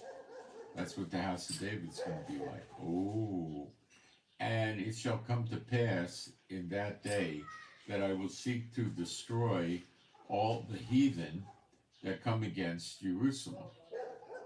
And I will pour upon the house of David and upon the inhabitants of Jerusalem the spirit of grace and of supplications. So God just poured his Holy Spirit on the inhabitants of Jerusalem and the house of David. And this is how they get to repent, because now they're believers. Because God is taking the veil off of them. And their eyes are no longer closed, nor their ears stopped up. See, now if you don't understand this, maybe you're not a believer, or you don't want to understand it. Pride cometh before a fall, and if you can't admit that you were a victim of these pastors in the churches deceiving you, then you're going to have a fall. And upon the inhabitants of Jerusalem, the spirit of grace and of supplications. Now what happens next? And they shall look upon me whom they have pierced, and they shall mourn for him as one mourneth for his only son, and shall be in bitterness for him as one that is in bitterness for his firstborn. So obviously they look at Yeshua. Now the church schmucks will tell you this happened 2,000 years ago. Yeah, but it didn't, because it says, in that day shall there be a great mourning in Jerusalem, as the mourning in Hebron in the valley of Megiddo. And the land shall mourn every family apart. Now, when they killed Yeshua 2,000 or so years ago, they were not mourning all the families of Israel. So anybody that tells you that this happened 2,000 years ago is not a very smart person. Okay? So, they actually see Yeshua. What is this? What do you mean seeing Yeshua? What am I talking about? Well, I'm not going to go through an elaborate study, but I'll give you the quick crash course here to get you started. Matthew 24:30. And then shall appear the sign of the Son of Man. That's not his return to earth with New Jerusalem on a white horse with a double-edged sword coming out of his mouth, with the garments stained red, with millions of angels on their white horses. That's not the same event. The sign of the Son of Man in heaven, and then shall all the tribes of the land of Israel mourn, and they shall see the Son of Man coming in the clouds of heaven with power and great glory. Well, that's what we just described in Zechariah 12. How about that? Now, what happens when this happens? Well, you got to go to Revelation 1:7. Now, you got to remember that if you're in Yeshua for real, not because you go to some church, if you're really in Yeshua, you too will be converted at this time when he appears, and jump out of the stall like a baby calf too, because you're in Israel, and all Israel shall be saved. But Revelation 1:7, behold, he cometh with clouds, and every eye shall see him. So even if you're not in Israel, you see him, I believe. And they also which pierced him, and all tribes of the earth shall wail, that means mourn, because of him. Even so, amen. So, this is the same event as Zechariah 12 with the mourning. Again, it's the same event. They never teach you this, do they? They don't want you to know this. That's why they never teach it to you. But let's see what else happens when this occurs. Okay? And this is, which is, again, they never teach you. 1 John 3, gotta get the right verse. 3:2.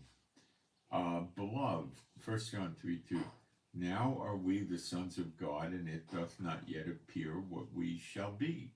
But we know that when he shall appear, that's not return to earth, that's appear, we shall be like him, for we shall see him as he is. Oh, we shall be like him. Let's elaborate on that. Let's go to John 6:40. Now you're going to know why it's called good news. The church schmucks want you to wait to get your head cut off, by the beast and the false prophet, because you don't take the mark, or you do take the mark, and you wind up in the lake of fire, when at that time they're already converted to gods over Israel. It's so sick. It's like a Batman comic book or something. John 6:40. And this is the will of him that sent me, that everyone which seeth the Son, okay, he shall appear in the clouds. You see him. They see the Son, S-O-N, and believeth on him. Well, in Zechariah 12:10, first, before he appears, God pours his Holy Spirit out on the people in Jerusalem and the house of David, and probably all the lost tribes around the world as well, because it says every eye shall see them. And the result of this is found in Jeremiah 31, which says, they shall all know me. They're not going to go around saying, know the Lord. They shall all know me, from the least to the greatest. I will give them a heart of flesh. I will put the law, that's the same law that the church says is dead. I will put the law in their heart and their inward parts.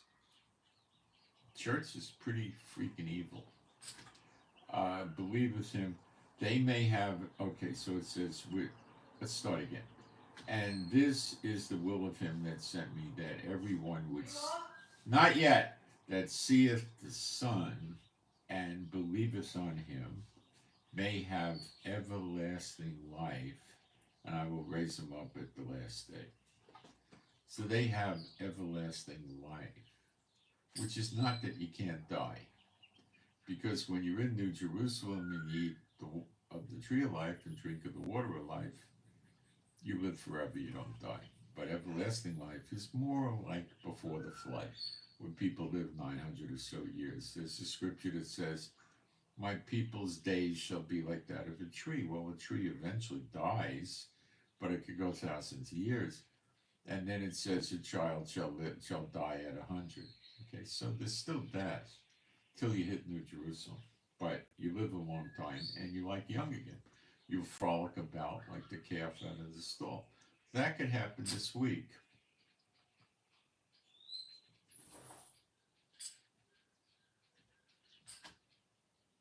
They don't teach you that. They don't want you to know.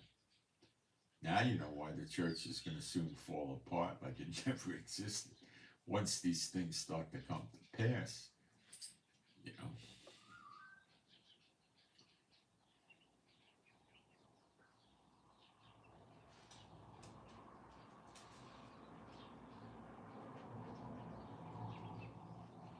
Let me go in the chat, see if I got anything.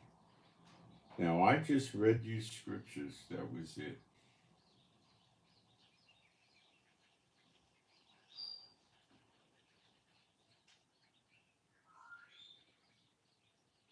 I didn't say an eye for an eye. I said revenge belongs to the Lord.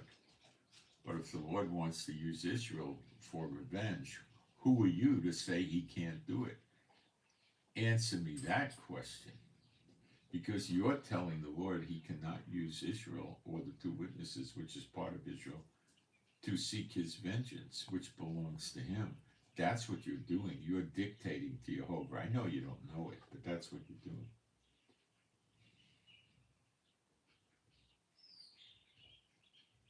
I never said Yeshua had to make another sacrifice.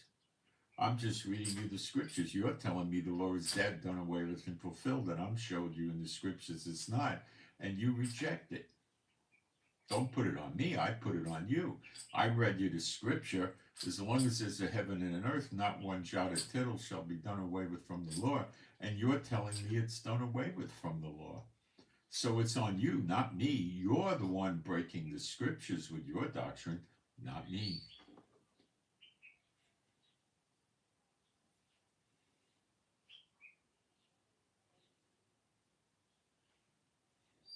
You're breaking the law. Listen to this guy. He's right out of the church. I feel sorry for him. I wish I could help him, but he's not going to admit he's wrong. When we repent and believe in Yeshua, we are no longer under the law, but under his grace. He doesn't understand that. But we'll always transgress the law, but we are free from the law. OSA, I don't know what OSAS is. But let me ask you a question then. Why did the church have the authority to change the Ten Commandments, specifically the Sabbath? Can you tell me why they did that, or give me a good reason for it? Yeshua fulfilled the law. You're crazy if you think Yeshua fulfilled the law. You're absolutely crazy. Okay? Because he said, as long as there's a heaven and an earth, not one jot or tittle shall be done away with from the law. You're rejecting the scriptures, not me. I'm accepting them and explaining to you. You're rejecting them. They're very obvious.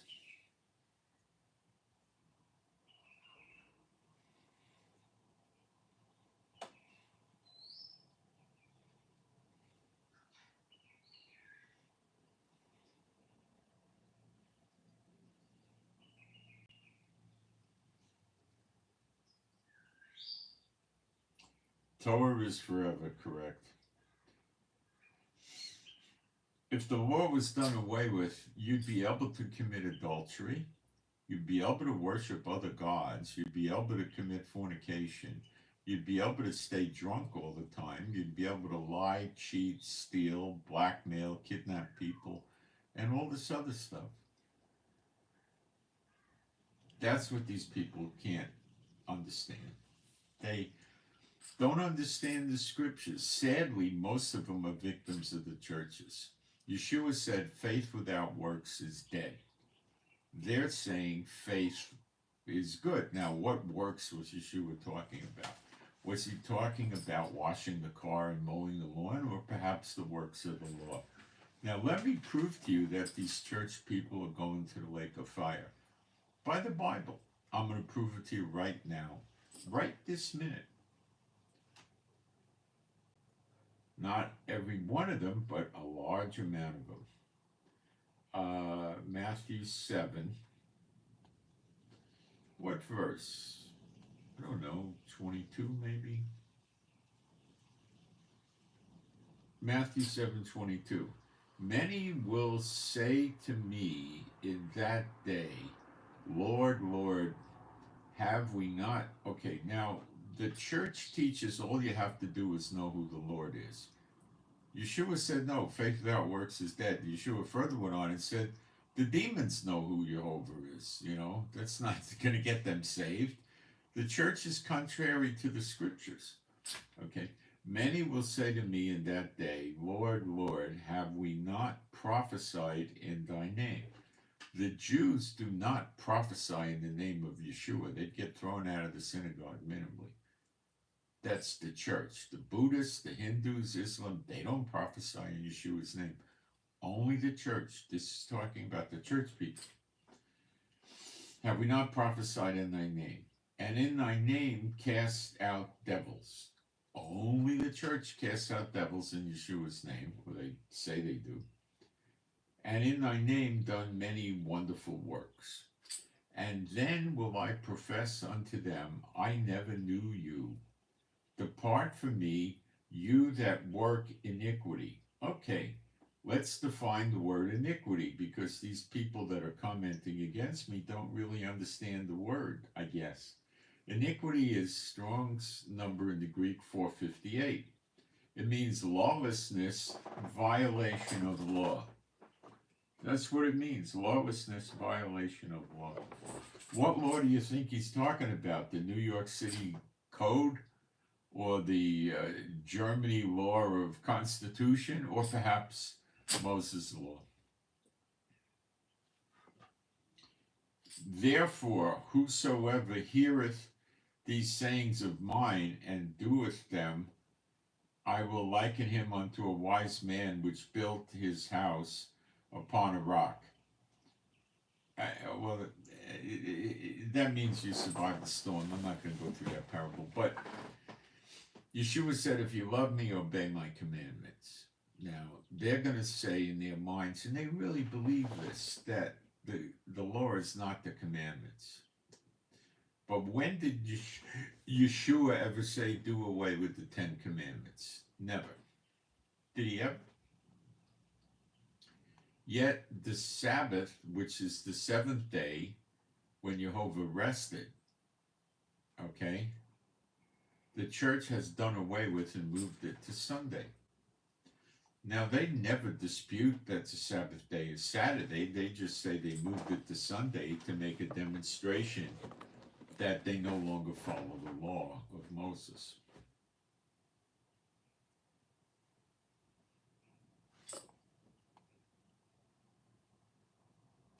Broad and wide is the road to destruction, and many find it. Straight and narrow is the path, and few find it. If you want to go to the left hand in the lake of fire because you do iniquity, lawlessness, I am not here other than to explain to you the truth. There's two paths. You've got eternal life and you have eternal death. You choose. If you want to listen to the schmuck at the pulpit in the building that does no signs and wonders, God confirms his word with signs following. They don't got any signs. Go ahead. It's up to you. But just know that this conversation may come up on Judgment Day, and you're going to the lake of fire for doing this. Because the world falls apart when it has no law. Now, when Yeshua returns in New Jerusalem, he then is our high priest in the order of Melchizedek. The scripture says if he were on earth, he'd be no high priest. Okay? When he's here, then the sacrifices stop. The law doesn't stop. The sacrifices and the offerings stop because he paid the price once and for all. And we're in New Jerusalem with him. And it says there is no temple in New Jerusalem in Revelation 21. Okay? And let me just show you something about New Jerusalem that maybe will jolt these people into reality. See, what people don't realize with the church is full of the tares. People that aren't written in the book of life, that are pressing into the kingdom of heaven, and they don't like the law because it says in Matthew 13 they're children of the devil. Okay?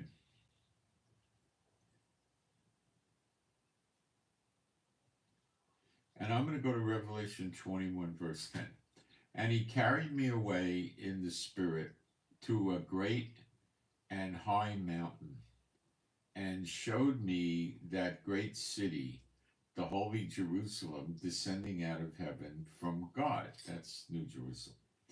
Having the glory of God, and her light was like unto a stone, most precious, even like a jasper stone, clear as crystal, and had a wall great and high, and had 12 gates, and at the gates 12 angels, and names written thereon, which are the names of the 12 tribes of the children of Israel.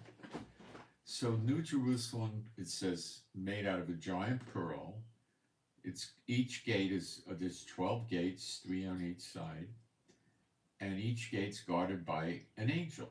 And the gates are all named after a tribe of Israel, like Asher, Naphtali, Levi, Judah, whatever. Okay. So what gate are you going to walk in? The Baptist gate, Evangelical, Pentecostal, Catholic. You're in Israel as a believer in Yeshua. And let me show you how you get assigned to a tribe, okay? Which again, the schmuck churches will never teach you, because they are not of God. Ezekiel 47, verse 21. This comes after Jacob's trouble, Zechariah 12. That's Jacob's trouble. Great is Jacob's trouble, he shall be saved out of it. So shall you divide this land unto you according to the tribes of Israel. And it shall come to pass that you shall divide it by lot for an inheritance unto you, and to the strangers, the non-Israelites, that sojourn, that travel and are with you, among you, which shall beget children among you, and they shall be unto you as born in the country. So the Israelites have to treat them the same as an Israelite, because they're in Yeshua. Among the children of Israel, they shall have inheritance with you among the tribes of Israel. So they get an equal share of the land, just like a member of the tribe that was born into that tribe. Now, Yeshua is not going to bring unbelievers over here for this, of course, that's obvious, right? And it shall come to pass that in what tribe the stranger sojourneth, there shall you give him his inheritance, saith Adonai Jehovah. There you go. You were incorporated into Israel, and all Israel shall be saved. Then Satan laughs at the church when they sit there and they say, we're not Israel. We stand by Israel or next Israel. I've never seen one denomination since October 7th last year come out and say we support Israel. Nor have I seen the Pope do it. They were our enemies. Come on. Let me give a little bit of a read 'em and weep to the people that believe in the devil that are listening to this.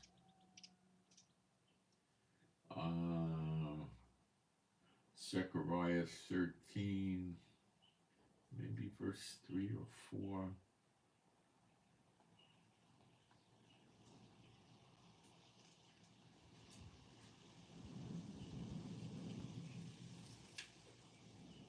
Maybe it's 2.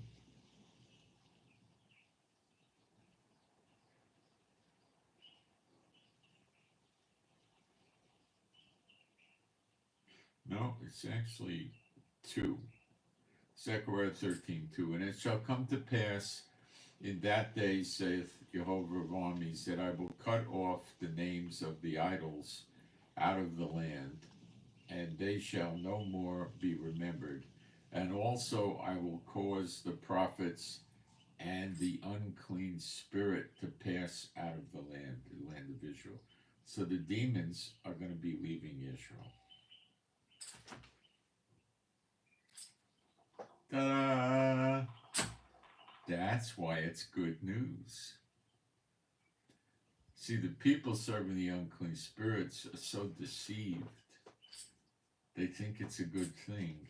But anyway, you can't help the people whose names are not written in the book of life.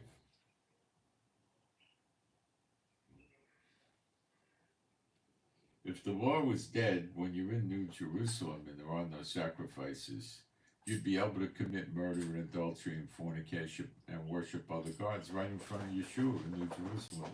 See how stupid that is?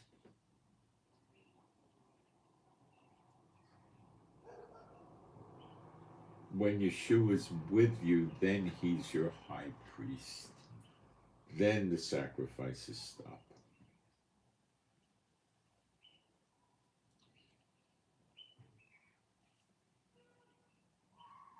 See, they just keep quoting the scriptures against the teachings of the Bible because the people that sit in the churches, the vast majority of them, don't read their Bible, and if they do, they don't even understand it because the names aren't written in the book of life.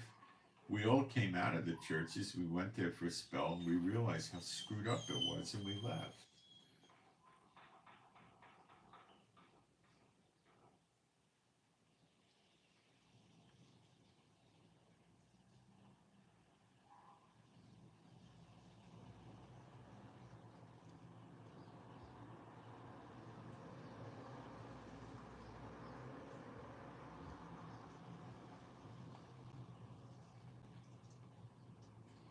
Somebody's saying no reference to, I don't know what this guy's game is, but let's just delete it.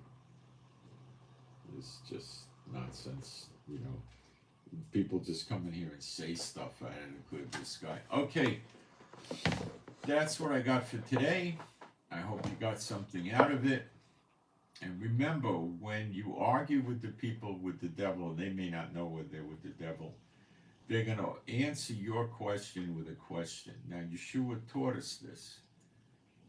He said to them, I'll answer your question, but first answer mine. John's baptism, was it of God or what, you know, or man? And they were afraid to answer it. And then Yeshua said, you're not answering my question, I won't answer yours. That's how you got to deal with them. Or they'll have you chasing your tail. Satan is not that smart, but he's got a couple of thousand years of experience over us, so you've got to learn his tricks and not be ignorant of his devices. On the spiritual warfare front, please keep pounding the places I told you yesterday, and remember you can also pound the courts. I think every court in the world is corrupt, okay, for Satan bots. And I know in America the Satan bots go to sit on jury duty because they love to stab a righteous believer in the back if they can. So get the courts, clean the courts out. You got the stock markets, the bond markets, commodities, futures, airports, congresses, legislators, parliaments, and you got the courts, and you got the hospitals. And do hit the churches too on Sunday. Hit them with a good demon tossing in the whole church, and bar the demons from being in the church on Sunday. Wreck it for them. See how long they hold services with no demons and the people keep coming. Have fun with this. Rejoice always. Should you not rejoice when you're demon tossing? Of course, rejoice always. Okay, so I'm Moshe. Please pray for me and my wife for our peace, safety, protection, joy, healing. Pray for our finances, which could always use some help right now. And pray for the peace of Jerusalem. Pray for our animals and pets, which are all rescues, that they be happy, healthy, and whole. And pray for better videos. And what else? That's it. And I send my Shabbat Shalom to all those who love Yeshua HaMashiach And I'm out. Thank you guys. I hope you got something out of this. And you need to learn the way I do it on this. I take the scriptures from different prophets and I put them together to show you the whole picture. That's how you're supposed to do it. Remember, Yeshua preached with no New Testament. Okay? You can too. And the apostles really did too. They wrote epistles and stuff, but they were preaching without a New Testament. The New Testament is great, and I use it all the time, and I never think of not using it. But you've got to learn your Old Testament too. And I'm out. Thank you.